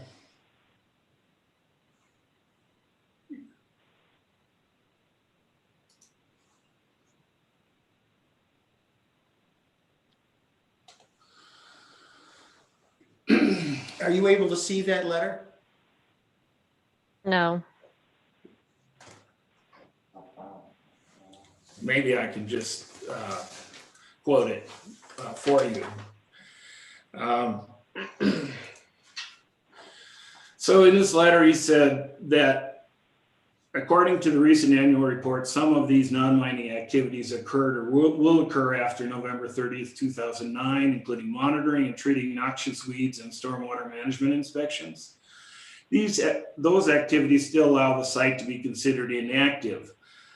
No reclamation was reported to occur at the site after that date. However, please be aware that any reclamation, additional stockpiling of ore or topsoil, facility construction, in parens, including an ore pad liner, are considered mining activities, and the period of temporary cessation would end, unquote. So that's basically what we relied on, and it's been the standard practice of DRMS for as long as I can remember, that this is how the rules, the existing rules on record are interpreted. So we felt that it was necessary to request temporary cessation since it had been 180 days since those ore pads were constructed. I think that's all I have to say. Fred, did you want me to address anything else? I think maybe, does any of the board members have a question for Mr. Filas about what he's just gone over? Before we ask Mr. Glazier to address some of his issues? Well, hearing none, then I would like to introduce George Glazier. And I think he will address generally what they've been doing since February of 2020 and what the expectancy is for resumption of mining activity. So go ahead, George. Thank you. During the July hearing, of course, there was extensive testimony by myself and Mr. Filas about our activities. And basically, what caused us to start activities at the mine site in June of 19 was the increase in the value in the vanadium. This is a two-commodity mine. It produces both vanadium and uranium. Well, the vanadium market had skyrocketed to over $20 a pound. We started that mine primarily thinking we would be shipping vanadium ore because of the increase in the price of vanadium. And we started that, we rehabbed the mines. We actually produced ore and stockpiled it in the mines. We couldn't take it out of the mines until the ore pads were constructed. But we were anticipating a significant increase in the price of vanadium during that period of time. Unfortunately, because of the COVID, the price of vanadium has fallen back down, and it's simply a commodity that's related to supply and demand. And as mostly vanadium is used for alloying steel, so as steel production goes down, so does the demand for vanadium.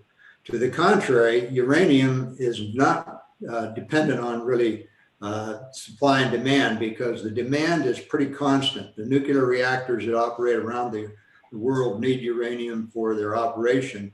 There's over 400 reactors in operation today in the world, with another 50 in construction.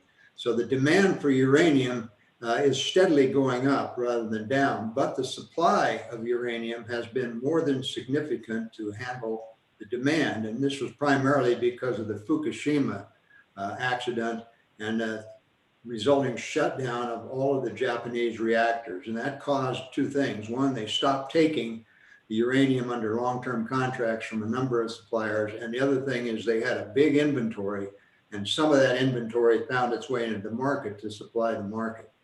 Well, right now, after the COVID problem, the uranium supply has actually come more into balance. It's still not quite in balance. The world is consuming about 180 million pounds of uranium a year, and direct production from mines is only about 120 million. So the rest is coming out of inventories. And our idea is, in fact, this is supported by most of the analysts around the world, that the uranium price is going to recover by 2022 or 2023, because today's price in the high 20s, about 29, is too low for any new mine construction. In fact, it's probably only half of what you need to bring on new construction.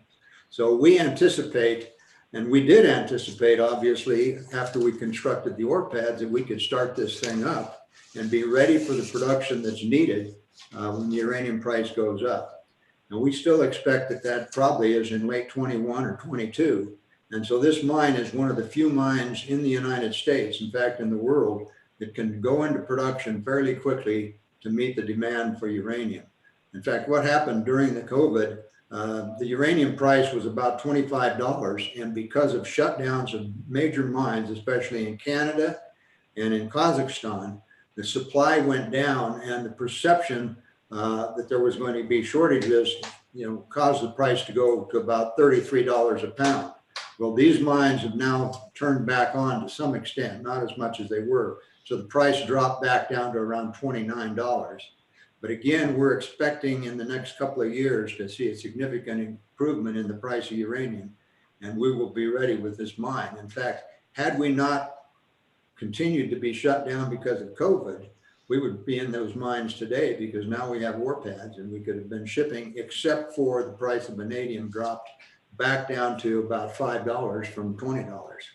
So that's our expectations, is we want to keep these mines ready to go. The activities out there now consist of, obviously, of weed spraying, security work, inspection of the storm drainage facilities, but virtually limited activities, all of which Frank Vilas mentioned fall within the realm of temporary cessation. And that's why we asked for temporary cessation, because under the rules, apparently we needed to do that. And that's exactly what we've done. So as Frank and Mr. Aldridge has pointed out, that's why we're here today, to ask the board to put this into the first of 2 periods of temporary cessation. Question. Appreciate the testimony. Can you help me understand a little bit of the timeline in terms of I think you identified some optimism there in terms of the market.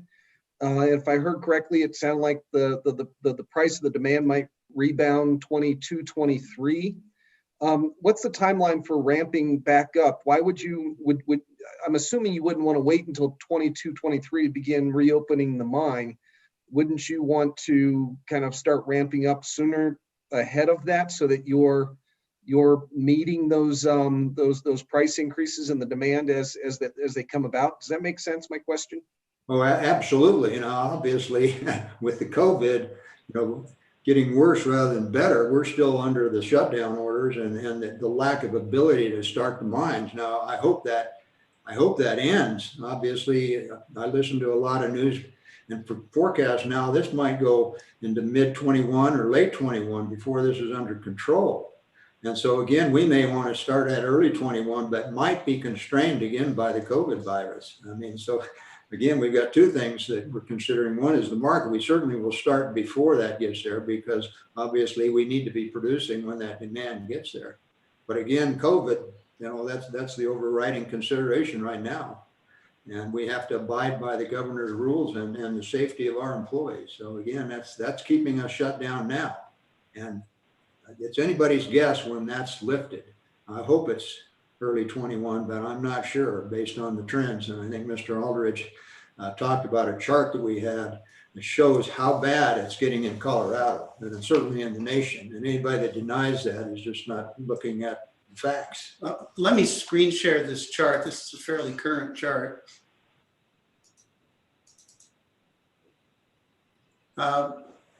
We just developed this today. This is published by the state. You can see how how it peaked in April and in early May, and the trend was going down.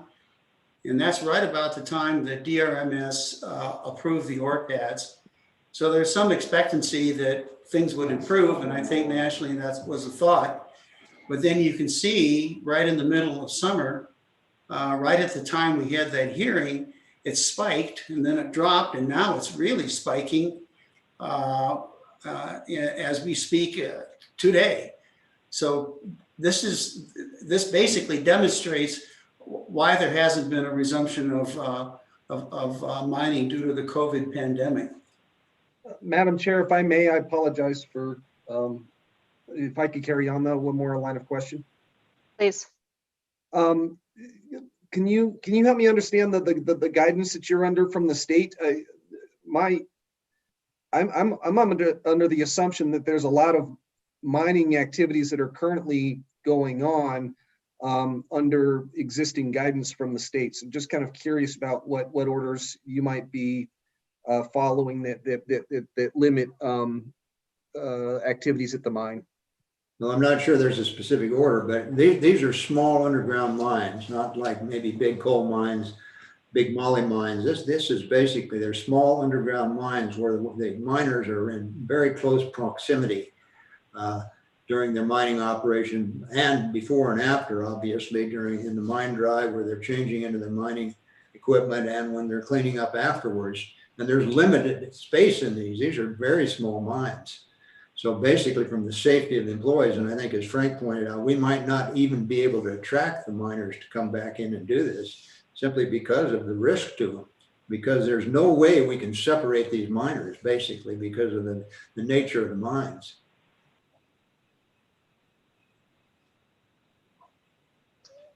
With all due respect, I tried to bite my tongue, but I just will note that you two are, or all three of you are sitting in a shared conference room, citing the COVID impact. So I hope you're all being safe and making smart choices there. We're spread apart as far as this conference room will allow us.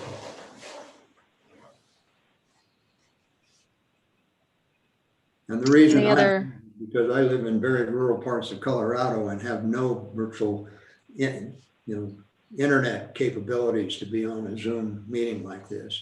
Of course, Frank here is in Grand Junction, so it just makes sense for me to be here in the office so we can be on this meeting, virtual meeting. That's fair, and I understand that these Zoom calls make it tough for everyone, but I just wanted to point out that we're talking about implications of COVID and maybe following those state orders while we're doing this hearing as well. Any other commentary for the operator? Sure. Yeah, question here. Sorry to interrupt you there.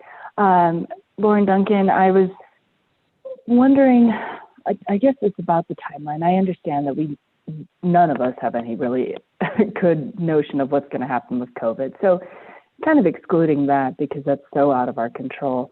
I was reading through your request, and it does sort of say, when the market rebounds post-COVID. But then hearing your testimony today, it sounds like at least there's a fairly stable uranium market. And people still want to turn on their lights even if there's a global pandemic. So I'm curious, I guess, about timeline. I don't like leaving these decisions open-ended in terms of a timeline. So I'm wondering if there's a way we can start saying, what, at least get an inclination of your anticipated dates of reopening, or what those parameters might be. That's maybe what I'm looking for. The parameters that might be for you to say, all right, this is good enough. And of course, if COVID is under control, then we can start mining again. Okay, well, you're right. A price per pound, something like that. Yeah. Stable price of uranium today, but it's at $29. And that's below the cost of production virtually of everything in the world. The reason the world is producing 120 million pounds, they're selling under long-term contracts that were signed years ago. They're not necessarily selling at the spot price of $29. 80 or 85% of the uranium traded is traded under long-term contracts. Only a small percentage is traded in the spot market, and the spot market is $29. Utilities are not signing contracts today that support production, new production, because they basically say, why would they sign a contract at more than $29? And no producer today will sign a long-term contract committing to production at $29 because they would lose money. And that's even the lowest cost producers in the world. They're waiting for that price to come up. And where that price is, where they'll sign contracts, depends. You know, the Canadians are a low-cost producer. The Kazakhstan is a low-cost producer. But they can't supply the whole 180 million pounds that's going to be needed. So then you've got to go to the next tier. And where that next tier is mines like the Sunday Mine Complex that have two commodities. One is vanadium and one is uranium. It basically, the economics of those mines depend on the commodity prices for both of those commodities. Because when you mine one, you get both of them. And that's the key here. And I could give you a number, say, okay, at a $10 vanadium price and a $40 uranium price, those mines could be economical. Or you can look at it at different, $5 vanadium and $45 uranium. The vanadium content in these mines is 5 to 6 times the content of the uranium. But the vanadium typically sells for considerably less. But for all purposes, there's a lot more vanadium in these mines than there is uranium. So it depends on the price of either commodity or both of the commodities to determine what's economic. And you know, again, okay. I can't give you exactly. Uranium price could go to $40 and vanadium could go to $2, and it's probably not economical. But there is an equation there that basically says start the mines because they're economical. And based on what we're seeing, the forecast for uranium, not vanadium, uranium, we're seeing everybody saying that the price is going to be up in 22 or 23.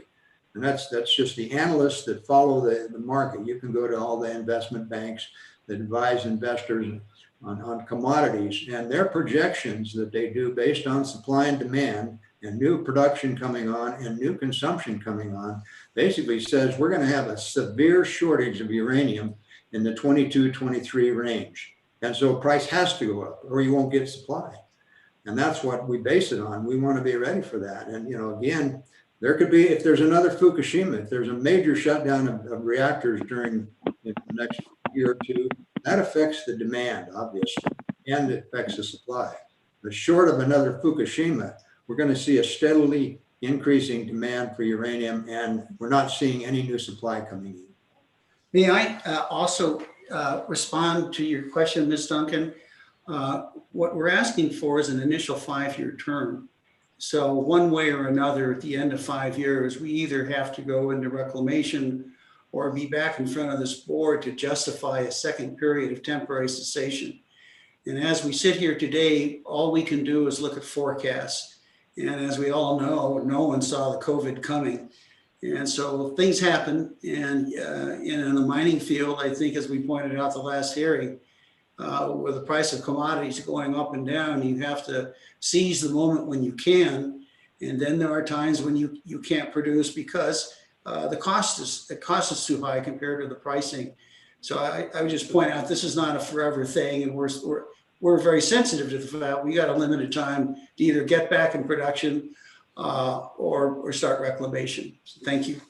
And also, you know, we've got a real motive to be in production. We're not making any money when we're not producing. You know, obviously, there's holding costs, ongoing holding costs from mining operations, and if you're not producing anything, you're not making any money. So the sooner the better as far as we're concerned. All right, thank you. I appreciate that. Thank you, Lauren. Any other questions? I want to make sure that we have some time for the interveners to make any presentations of new information. This is Forrest. I have a question. And that is, it seems like the 5 permit areas kind of function as one operation, as one unit. Have the operators considered the possibility of combining those 5 permits into one? Can I sure. I'll let Mr. Files address that. You come over here, Frank? Sure. I'll be over there.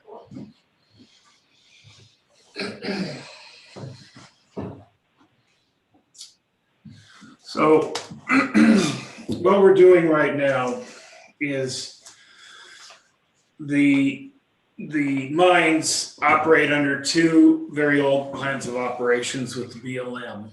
And we are combining all 5 of those operations into one new revised plan of operations that will allow for expansion of the mines into the future. Additional vent shafts, combining the topaz with the other 4 mines underground. And we're also doing quite a bit of work to improve the reclamation plan. We felt that, to give you an example, some of these mines were started before the reclamation laws came into effect, and there's very little soil available for salvage at these mines. There was outcrops and a lot of cobbles. So we're looking at how we can get additional cover material. Right now, with the existing topsoil stockpiles, you've got about 1 inch to cover the 80 acres of disturbed area, 1 inch, and that's not enough. So we're working very hard to find additional cover material, improve the reclamation plan. And then once this plan of operations is approved by the BLM, and that may take a while because of the NEPA process, then it's our intention to go back with the state, combine those permits, and be consistent as far as what the reclamation plan calls for. Operating plans will stay about the same, but the reclamation will change. And like I say, we'd like to combine all 5 of those together. It'd be better for the division and also obviously better for Pinyon Ridge Mining. Okay, thank you. Thank you for that clarification. Any other questions from the board right now? Okay, Mr. Parsons, do you want to present anything?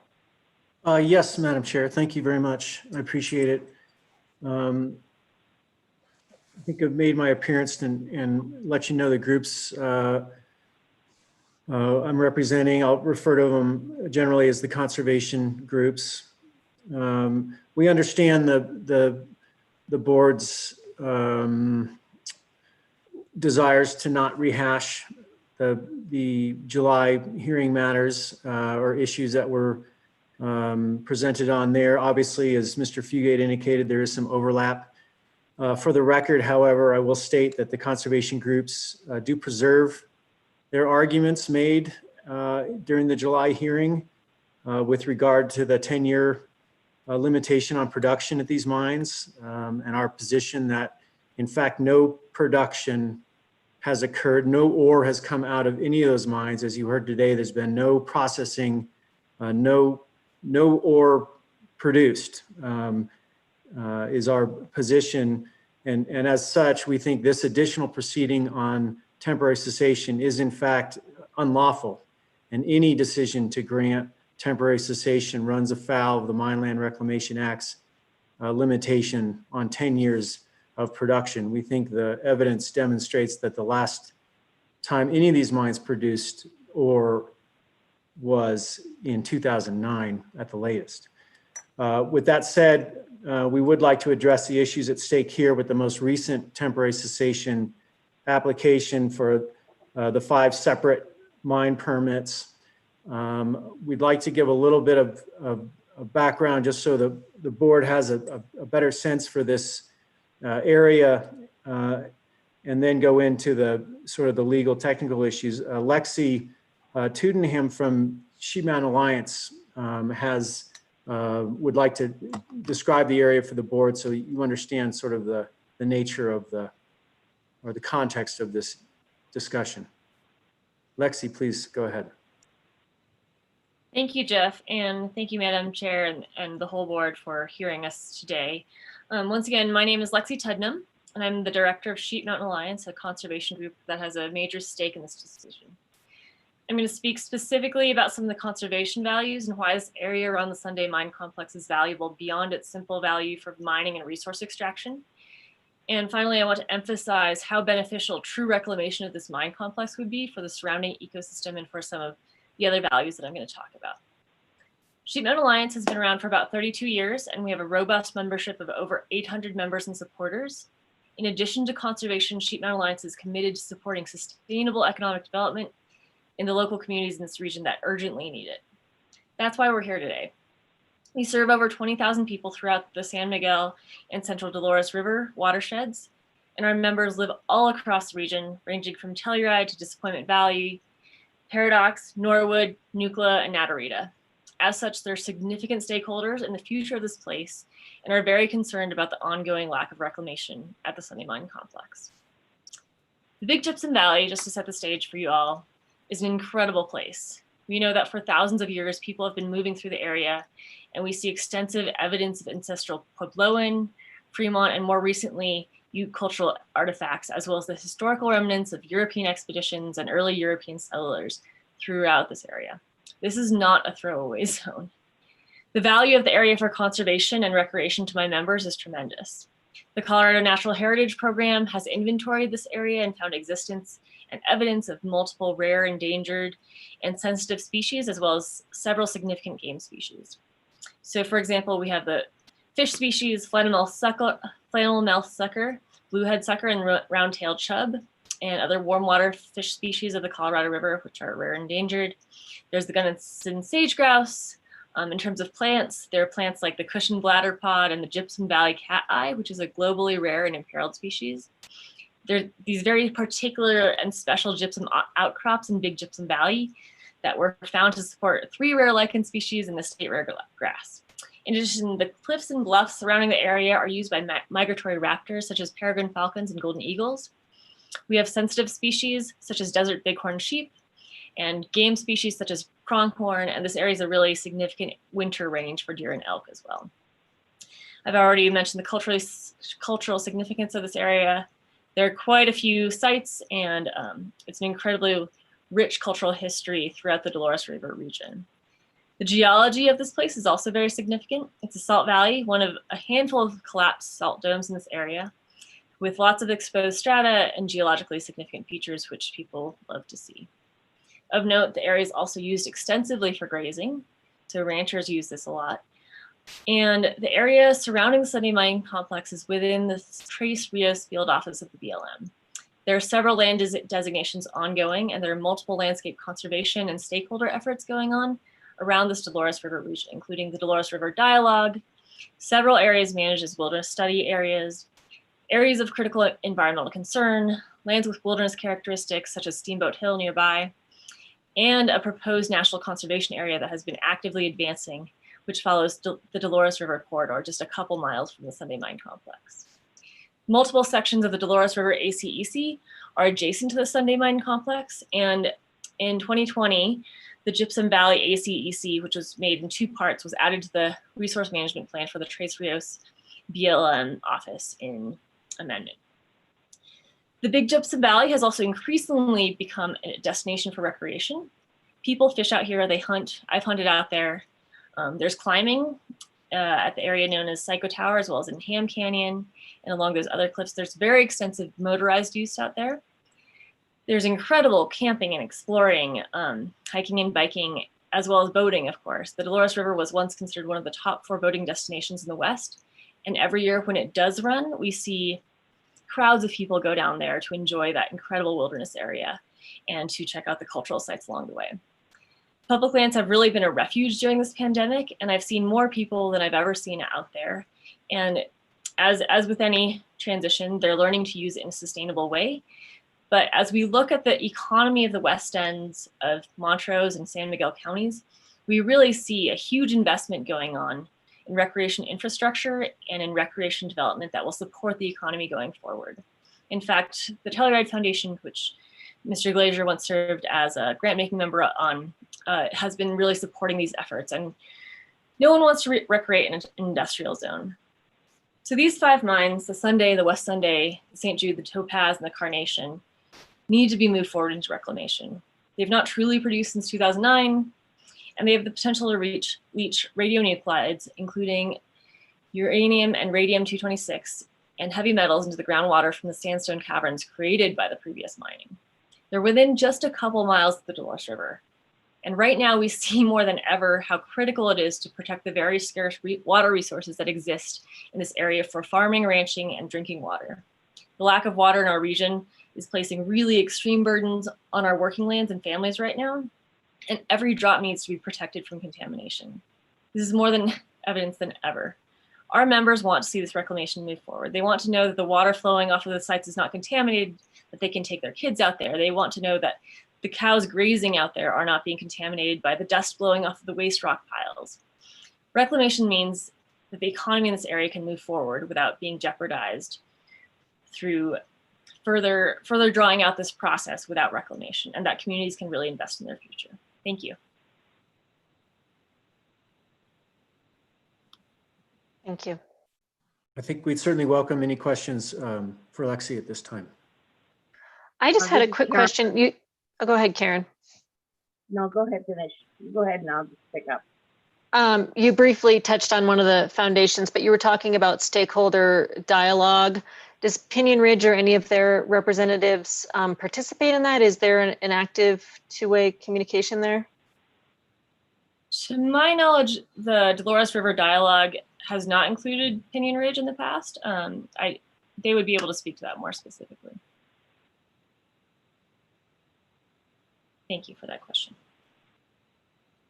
Karen Utterback, Norman. What is the acreage that you're looking at in the area that you're discussing? Sorry, can you clarify that? So the acreage that I'm looking at, and specifically in terms of the Sunday Mine Complex, or in terms of the land designation? The land designation as a whole, which? Okay, so there are a number of different land designations there that we're talking about.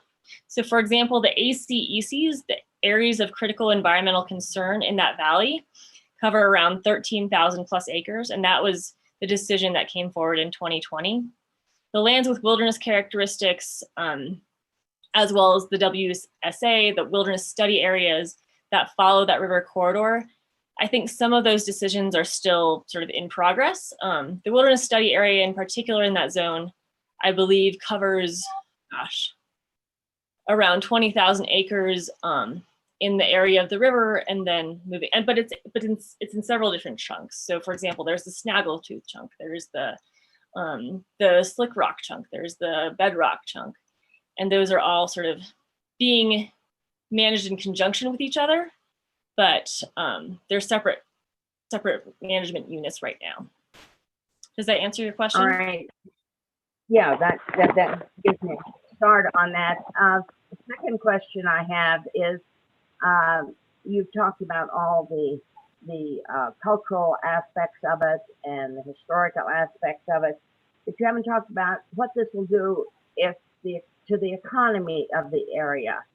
Have you ever put together some numbers there to say, this is by letting this return to nature, this is what kind of economic improvement we will have over the existing economy of the area? I think that's Go ahead. No, I think that's a really fantastic question. And to date, we haven't had the resources to do that specific study. To be honest, since this mine hadn't produced in so long, it came as a bit of a shock. And during COVID, to see so many of these processes moving forward, I think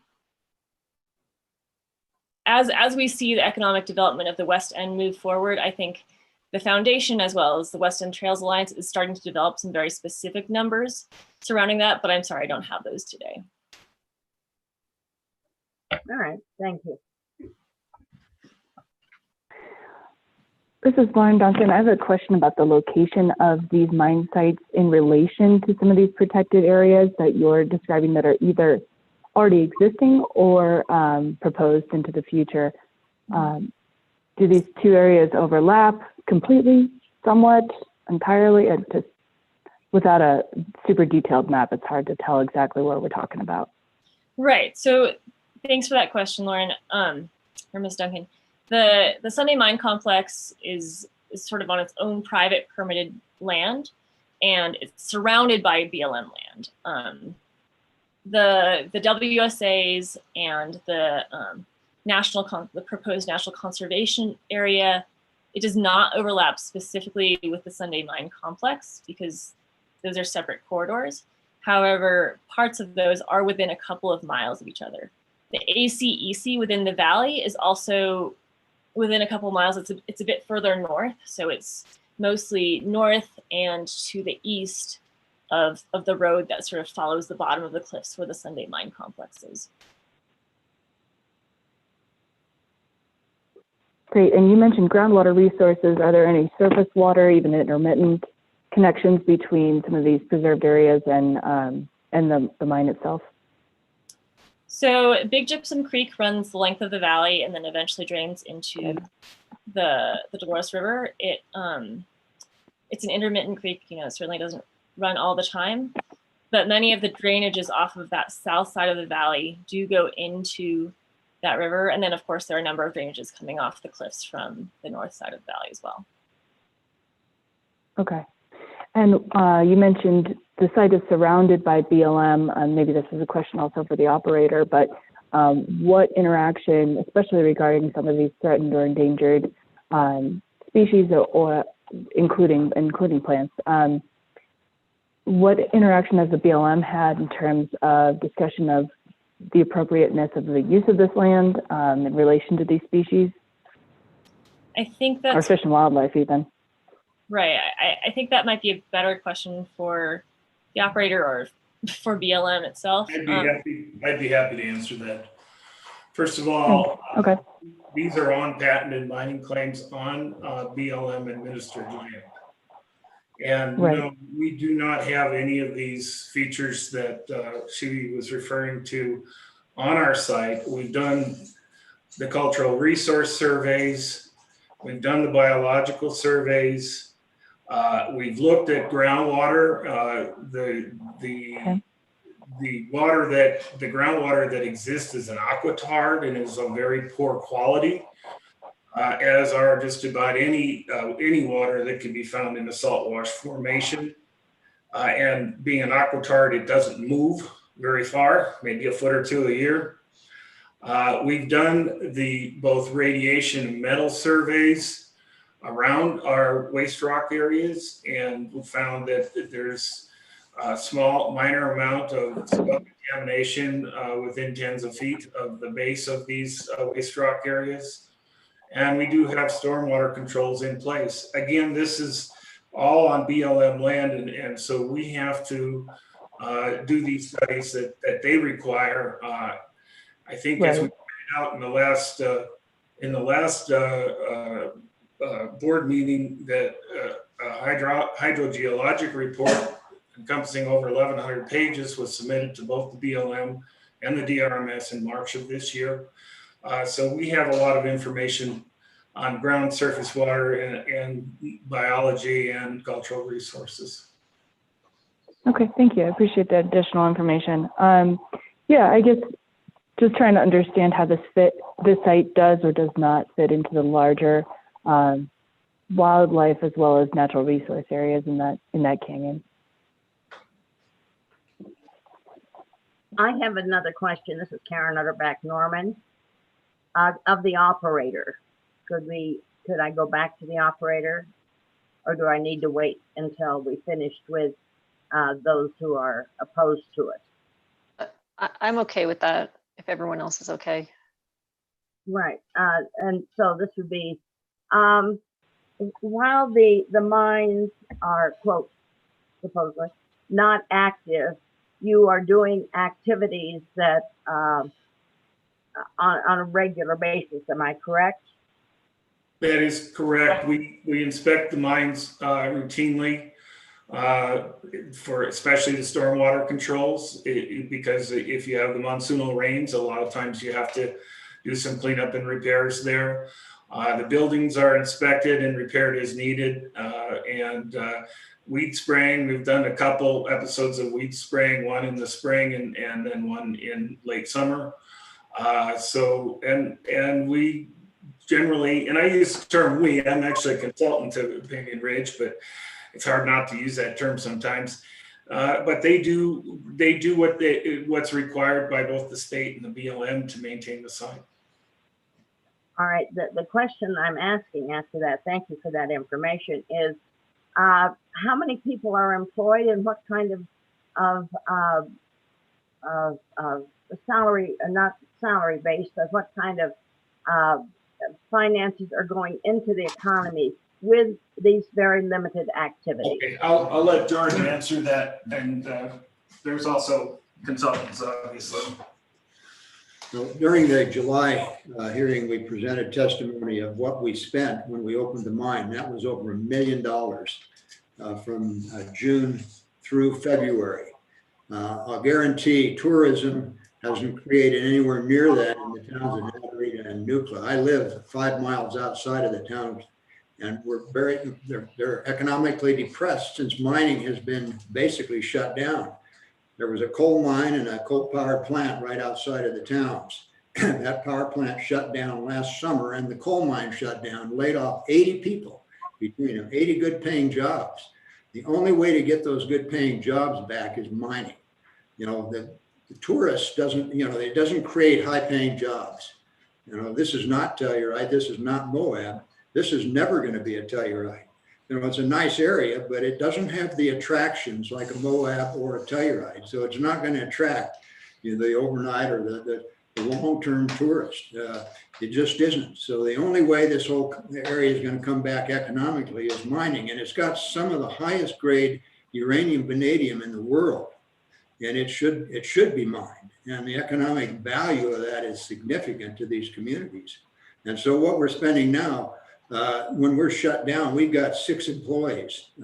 When we were operating, I think we said we had 15 employees or so.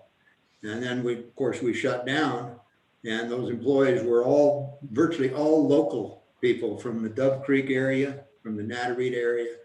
And when we had to shut down, obviously because of COVID, you know, those people lost their job. Now, whether they found other jobs outside the area, I'm not sure. There's no mining going on in the area, so they certainly aren't in the mining industry there. What do the employees do, the ones you have now?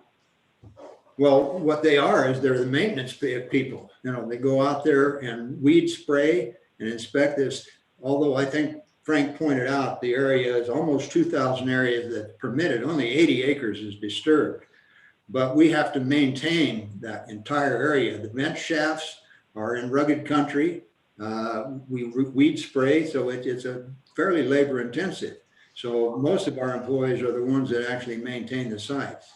Obviously, you know, of the 6, we've got administrative, but then we have mostly the on-site. And as we pick up the operation, then we'll be hiring certainly more of the operational people. And When the and obviously consultants, you know, as Frank points out, we do a lot of our work through consultants, which are local in Grand Junction. Most of our consultants are on the Western Slope. if the mine returns to being fully running again, how many people do you estimate in both types, the uranium as well as the palladium, would be employed? If all 5 mines are, mines are actively employed, they could employ 60 miners and the surface people there. And the truckers and the millers are additional ones. This mine could probably produce in the general area over 100 jobs. Certainly within the mine, it could produce 50 to 60 jobs in full production. Thank you. I do want to, I appreciate this line of questioning. You know, I think these are all things that we had an opportunity to discuss in July at great length and probably informed some of the board's initial decisions on the actions that we took. So I really want to remind everyone, we're 90 minutes into this conversation right now. This is about temporary cessation, okay? So we've had an opportunity to hear from the division, the operator, the interveners on presentations. Pardon me, Madam Chair. We do have one additional witness. Sure, from Ms. Thurston, I believe. That's correct. Thank you. Okay, thank you. Hi, thank you. Yes, I'm Jennifer Thurston, the Director of the Information Network for Responsible Mining. I can appreciate, and I do hope that we can continue to streamline these issues. And I'm not trying to reiterate, but we just sort of had an off-ended conversation. If I may just briefly add something to the comments that were just made, Madam Chair, if you'll allow it, on the economic issues. If it's new information that we didn't already hear in July that is related to temporary cessation. All right, I'll forego it then. Everyone else got to make comments, but If we'll you just can move keep on. it very brief, I don't want to. Well, I just there was an issue, question asked about the economics of reclamation, and you know there have been a number of interesting studies out about how much economic activity is generated through conservation economies, including a study that came out of Montana that was very interesting that actually showed a higher amount of job creation related to reclamation as opposed to just mining. So I don't think it is a very fair comment to say that tourism and conservation-based economies are not as good as mining. The evidence just doesn't show that. So I agree, we don't need to go into a broad conversation about it, but I just feel like that comment needed to be said. I agree with Lexi's comments wholeheartedly about the conservation values of Big Jip, and also noting that all of those wildlife and wilderness impacts and all of the issues related to that actually have yet to be seriously analyzed. That's all ahead of us. Should Pinyon Ridge Mining continue to work through the plan of operations process with BLM, and they will be taking a close look at all of those issues and how the mines impact wildlife and wilderness and water quality. And so those things are really still ahead of us, those public conversations. Those studies have actually not been done in extensive detail in relation to the Sunday Mines complex because there hasn't been a plan of operations updated since 1981. So I appreciate the opportunity just to make those comments briefly. Yeah, I do, you know, also without trying to rehash all of the issues that were really discussed in great detail in the July hearing and even again this morning, I want to just read the Mineland Reclamation Act's legislative declaration to understand why we're here. And it's section 3432.102 of the Colorado Revised Statutes. It does say, it is declared to be the policy of this state that the extraction of minerals and the reclamation of land affected by such extraction are both necessary and proper activities. It is further declared to be the policy of this state that both such activities should be and are compatible. And it is the intent of the General Assembly by the enactment of this article to foster and encourage the development of an economically sound and stable mining and minerals industry and to encourage the orderly development of the state's natural resources, while requiring those persons involved in mining operations to reclaim land affected by such operations so that the affected land may be put to a use beneficial to the people of this state. And I think it's worth remembering that these are two basic and equal tenets in our beautiful state law. Mining is important. When mining is done, reclamation is just as important, and the beneficial public use must be restored. I think over the past 4 decades, the state has done an excellent job in handling that first requirement, but not quite as robust a job with the second part of ensuring timely reclamation. And we all know that it has kind of been a consistent problem with this class of mines and the uranium mines when the market essentially collapsed for these mines to operate in the early 1980s and have never really returned. So we don't have to belabor the point. I've been here before, I've said it before, we've discussed it. We went through all of these points in July, but I feel that this is an emphatic requirement of the law and it's crucially important at the Sunday complex, even more so because those mines are sitting on the people's land and our national trust lands. And the public does own them but they have not returned the economic benefit over the past 4 decades when they've largely been idle. That is part of that essential agreement and that compromise of the Mine Land Reclamation Act. I believe that's legislative intent, is also the will of the people of Colorado. And there's a very clear 10-year limit on the delay of final reclamation that is essentially important. 10 years is the limit by law. I feel, and of course we have objected, all of these conservation groups, and Inform has objected to the temporary cessation notice that was put in by Pinyon Ridge Mining. We feel that it should be denied for all 5 of these mines, as our attorney stated earlier. In no case shall temporary cessation of production be continued for more than 10 years. That's what the law says. These mines last produced in 2009. That was 11 years ago. There was a reference to a letter that Bob Oswald from the division wrote that provided guidance to Pinyon Ridge in filing this. And it pointed out that there were old standards, and the standards in 2010, that may have been true. And that was how the division was implementing it at that time. But the standard that is in place now is a standard that was handed down by the Colorado Court of Appeals in July of last year, which says that an administrative classification doesn't matter. Temporary cessation is based on the facts on the ground and the factual status of when production ended.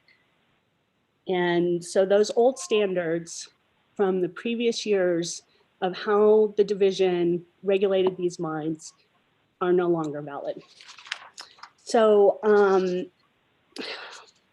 what you heard specifically during the July hearing was that only 3 of these mines had underground stockpiling activities. Jennifer, I just want to point out, are we talking about, we already heard what we heard specifically in July. I just want to. Yes, okay, I won't belabor the point. I just want to point out that it's undisputed that no activity occurred at either the Carnation or the Topaz, and that was reconfirmed by testimony in July. There was underground stockpiling that occurred at the Sunday, the West Sunday, and the St. Jude mines last year. And there was also testimony by Mr. Files, the consulting engineer for Pinyon Ridge, who said that the mines had already shut down before the division sent that notification letter on September 18th of 2019 that the mines, were not qualified for active status. So Mr. Files testified in July that the mines had already shut down, and that places that date in mid-September. That is located at 3:59 in the YouTube recording of the July 22nd hearing. So we don't believe that it is valid should you decide to accept this notice of temporary cessation for these mines. We don't believe they're valid for the Topaz and Carnation at all, because they have not had any production for more than 10 years. And we also believe that if you're going to have a new date of temporary cessation, you actually need to backdate it even further to the period when the underground stockpiling ceased, which was last September of 2019, not February of 2020, when surface activities ceased. The other thing I'd like to talk about, is just the reliance on COVID as the reason why these mines are not operating. And I think that's a bit of a red herring. Really, it's about the market. And the price of vanadium dropped before most of the activities occurred at the complex and before the ore pads were built. And I do have a price chart if you want me to bring it up, but that was also covered in testimony in July, that the price of vanadium really went through a brief little bubble and then had already dropped back down. And the demand for vanadium, even the small amount that was stockpiled underground, was not there. She's my cat, she runs the office. So I just want to sort of reemphasize that We don't believe these mines are entitled to another period of idleness under temporary cessation, and that reclamation is of the utmost importance. It's also required by law. And I feel that if you approve temporary cessation for mines again, you're going to do exactly what you did in the Van 4 case, which the Colorado Court of Appeals said abused your discretion under the law. And allowing an idle mine to retain its permits beyond 10 years is not allowed in Colorado law, and it's not your decision to make. You have to make this decision based on the facts. And even though reclamation has been delayed for many years at this mine and at the complex, I feel like the law is the law, and it's never too late for you to start enforcing it. Those are my comments. Thank you. Thank you, Jennifer. Just to close, obviously we believe that none of these mines are eligible for temporary cessation. Two of these mines, the Topaz and the Carnation, undisputed, have no production, and it is not within the board's discretion or authority to grant temporary cessation for mines where it's undisputed evidence that there's been no production. There's 5 separate permits here. It's just outside the board's discretion. With regard to the dates, I think Jennifer's point was clear that in the September, when under questioning from the board in July, when asked about the company's reaction to the September 18th, 2019 letter from the division, the testimony from Mr. Files was, quote, "By that time, the mine had already shut down for a week or so because the decline was full. The St. Jude decline was full of ore, and they really had no other place. This could have been put in other declines, but you still need access to get around." And so the point is that the date of, even if you consider underground stockpiling as production in those 3 mines, the date of the cessation of production was in September no later than September 18th of 2019. The surface work that occurred, constructing the ore pads, under no circumstances could be considered production. Yes, it's considered mining operations under the Act, but the statute makes a clear distinction between production and mining operations. And so should the board accept the temporary cessation for those 3 mines or any of them, the latest date the evidence demonstrates any even conceivable production occurred was September 18th, 2019. Thank you very much. Thank you, Mr. Parsons. Any other questions related to the interveners? I have a quick question. Sure. For Mr. Parsons, how do you align the board's order in July with what you're asking the board to do today? Is it really notwithstanding the board's order, you still need to make this decision? I would say it's the latter. The board order from July is specific in that I can pull it up. It essentially was a request for the board to terminate the permits. The board did deny that request. This is a separate proceeding, a new request to go into temporary cessation. That's a different analysis by the board, and I think the board has the discretion at this point to look at the facts anew, and given the testimony here that nothing's occurred at the Topaz or Carnation, to deny those, and then with regard to the date, to move it back to when the last production, even conceivable production, which is simply underground stockpiling of ore. It's a little frustrating because the division has worked very hard in my view to move the rules and the statute implementation in a way that doesn't allow companies to manipulate the process, to game the system. And frankly, I think that's sort of what we're looking at. I know it's it's a situation where as long as you go in and stockpile ore underground, even if you don't bring it up, you don't process it, you don't sell it, that somehow constitutes getting out of temporary cessation. I think it sets up a system where we're just going to, lose meaning in that reclamation requirement in the statute. So I think the board has the authority, given the testimony today and the standards for temporary cessation, to make its decision based on the facts before it. And notably, it was not a full board at the last hearing. And so I think that that's not irrelevant either.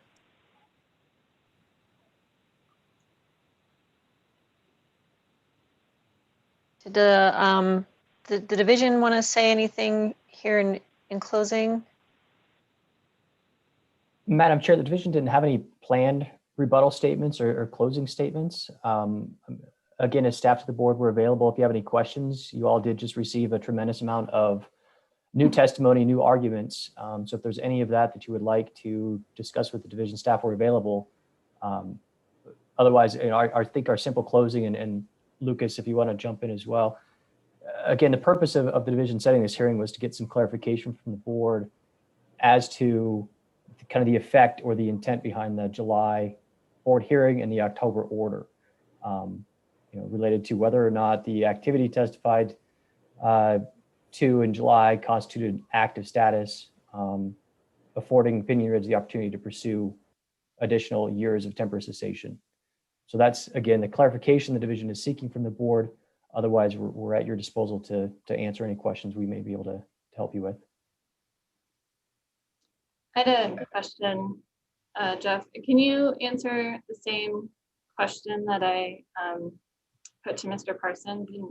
Whether you think that, I guess that's what you're asking for, is clarification as to whether the board said it was active mining, but without that determination, can you align the board's order in July with denying temporary cessation here? And I would love your thoughts on that. Sure. And as Mr. Parsons stated, this is a distinct and separate process from what took place in July. July was specifically focused on production or lack of production and a request from the division to terminate permits based upon that. This is request for temporary cessation based on, as clarified by Mr. Aldridge and Pinion Ridge, compliance with Rule 1.13.2, which is the initial period of cessation. From the division's perspective, the finding of the board as to them completing sufficient work or mining activity during the 2019-2020 year, if that affords them active status, then arguably they're entitled to go into an initial period of temporary cessation. That order is still in an appeal period. It may be subject to appeal, but I still think the board can move forward on a finding of whether or not temporary cessation 1 is proper for these mines or not. So I think the answer is if the board wants to deny temporary cessation, they can do that even with the findings they made in July. Okay, thank you. Of course, you can also approve temporary cessation based upon the findings you made in July as well. So you've got full authority and discretion to handle temporary cessation as a standalone request. Okay, thank you. Madam Chair, those were my questions.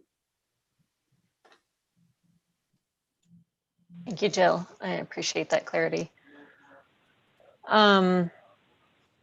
Any other questions or closing statements to Jeff's point? A lot of new information and processing and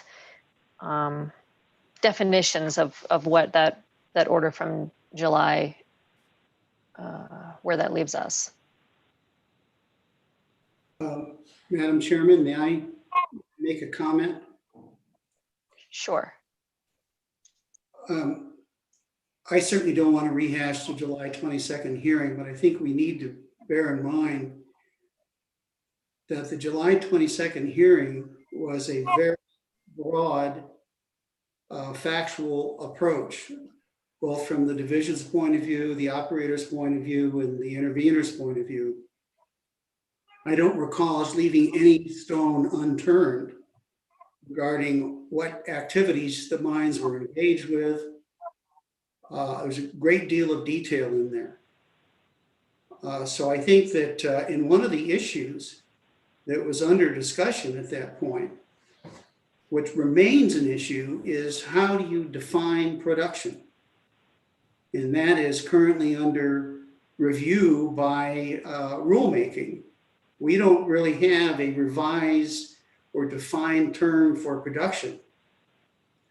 So operating under the existing rules, the board had to have concluded that we were under the existing rules and the existing interpretation that the mines were they were active, they were in production.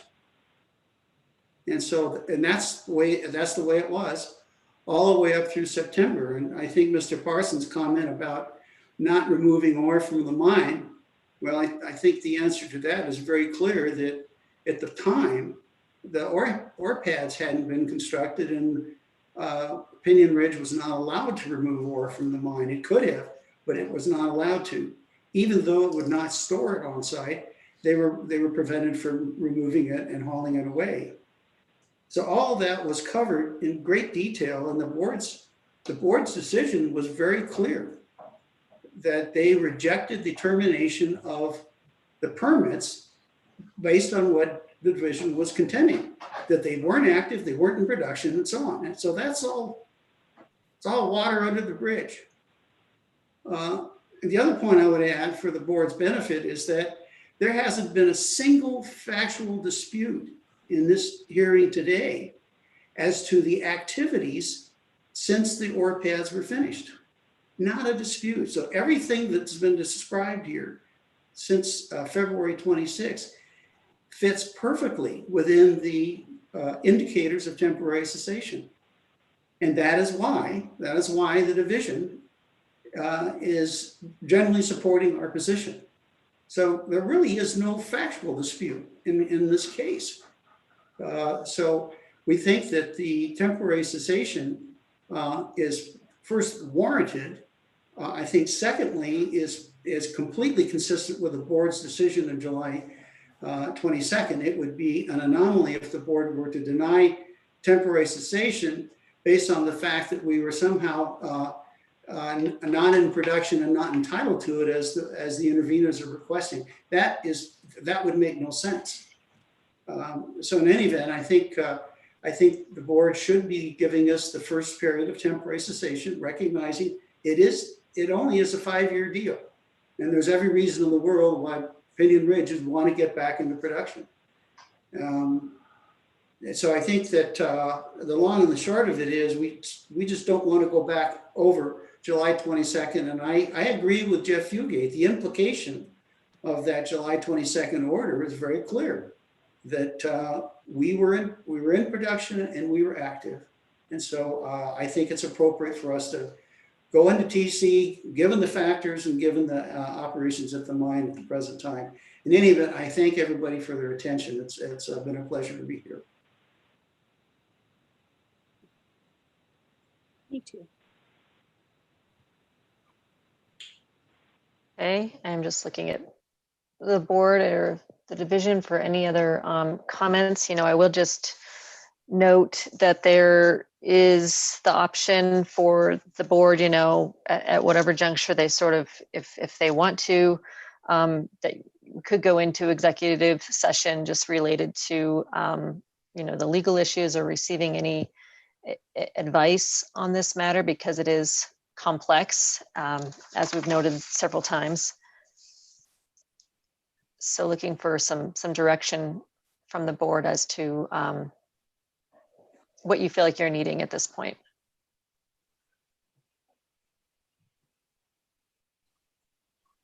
This is Forrest. I'd say let's go into executive session. Okay. Before we make some motions and everything about that and the procedural matters there, I want to make a note about the time too, because in order to go into executive session, as you know, the board will essentially leave, right? So we won't be seeing each other. It's 10 till noon right now. So some thoughts about maybe timing and discussion so that those that are maybe not in executive session could plan their day or plan their lunch.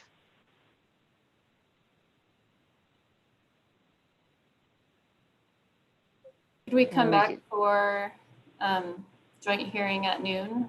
Everyone come back. I think we don't need more than 10 minutes. Absolutely. Okay, so you want to try to maybe wrap this before that? Don't take a long time. That would be great. Yeah. Okay, so limiting our executive session discussion to 10 minutes and trying to pop back on the screen at noon. If the rest of the board is okay, I think that would work well. I'm seeing heads nodding. Got a thumbs up from Tim. All right. Hey guys, Alright. can I break in here really quick? For Please. one, I just need to make sure you all have the link to getting into executive session. I got a yes from Yes. Lauren, I got a yes from Nail, yes from Jill. Karen,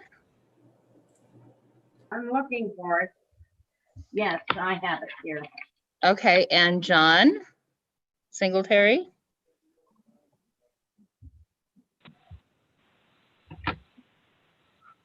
And this is Forrest. Yes, I have it. Okay, great, Forrest, thank you. John Singletary, are you there? He gave a thumbs up. Oh, there he is. Okay. All right, guys, just wanted to Cam- make sure if Cammy- anybody has any problems, call me on my cell phone. Cammy, it's Tim. I might be the only slacker here. Was that the link I was trying to use earlier, or That's could correct. you, okay. Yep. Thanks. Okay, not a problem. And we need to say Chair? some, yeah. Sorry to interrupt. I'm just curious to know, should we stay connected here? So when the board resumes, we can find Yeah. out what the decision is? Yes, you do. And for all those board members, you want to go ahead and actually, if you highlight the bottom of your screen, you're going to leave the meeting, or it says end on my side. So you want to leave completely out of it. And then when you want to come back in, you'll hit this link again. So you've got two links side by side. One's the board meeting, one's executive session. But you got to leave one meeting before you join the other. But yes, That make Mr. Aldridge, to your point, you are welcome to stay here in this meeting. Yes, So that for you know all when we come others are back. welcome to stay here because I'll be here. So.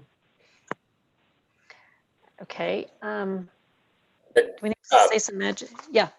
No, I was just going to say, just in the interest of time, we could do I know the motion in the packet has an or for the two subjects. It might make sense to do executive session for both of those subjects right now and just try to cruise through them. But I'm fine doing either way, just in the interest of time or whatever works best for the board. Yeah, I think that we either need to kind of do this one quickly and come back, or maybe extend it a bit and let folks know that maybe we would reconvene completely at 12:30 or something and discuss the two while we're in executive session.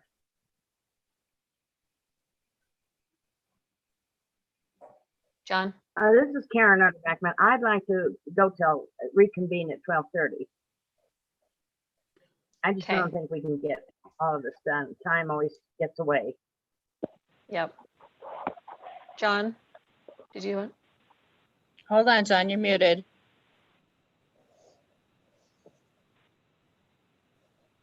Can you unmute it, John? Yeah, am I there now? Yep. Chuck, is the criteria for going into executive session the same for both issues? I'm always skeptical about going into executive session. I really don't like to operate that way. Yeah, it's solely for the purpose of receiving legal advice on, essentially the rules. For Continental, it's the rules regarding motions for reconsideration, and for this one, it would be, essentially where we're at in legal options. So, and to answer any legal questions that we have. So.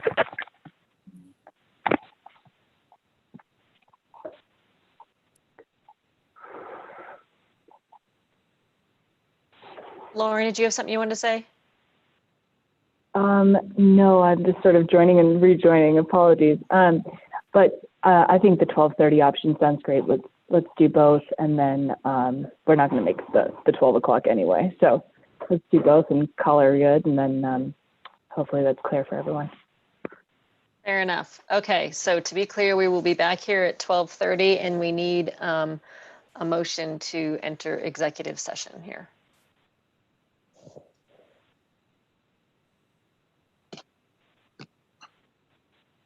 So moved.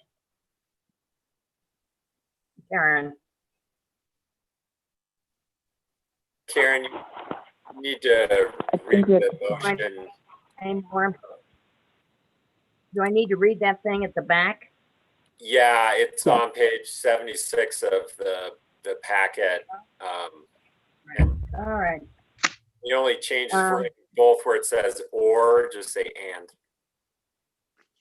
I move that the board enter into executive session for the purpose of discussing with counsel disputes that are the subject of pending or imminent court action, discussing specific claims or grievances, receiving legal advice on specific legal questions, and discussing matters required to be kept confidential pursuant to Colorado Revised Statute sections 24.6, 402, para 3, para A, para 2, including legal issues related to the request of Pinyon Ridge Mining LLC, request for temporary cessation, and motions pending before the board related to Continental Materials PIQ query.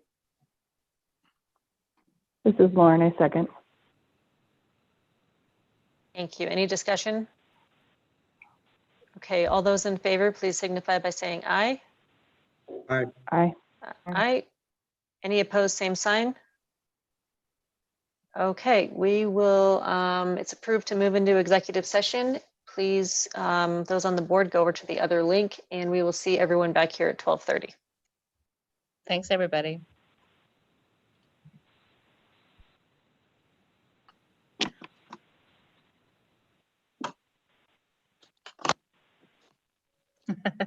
Leave the meeting done. Yeah, I'm watching.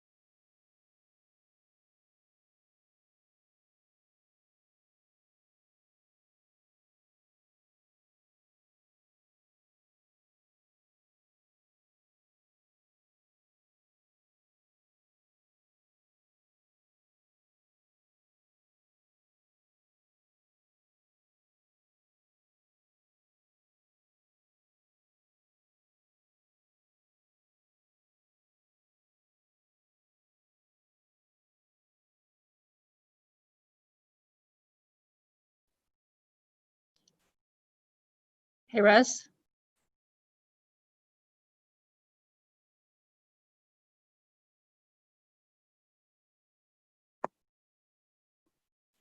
Just hold on.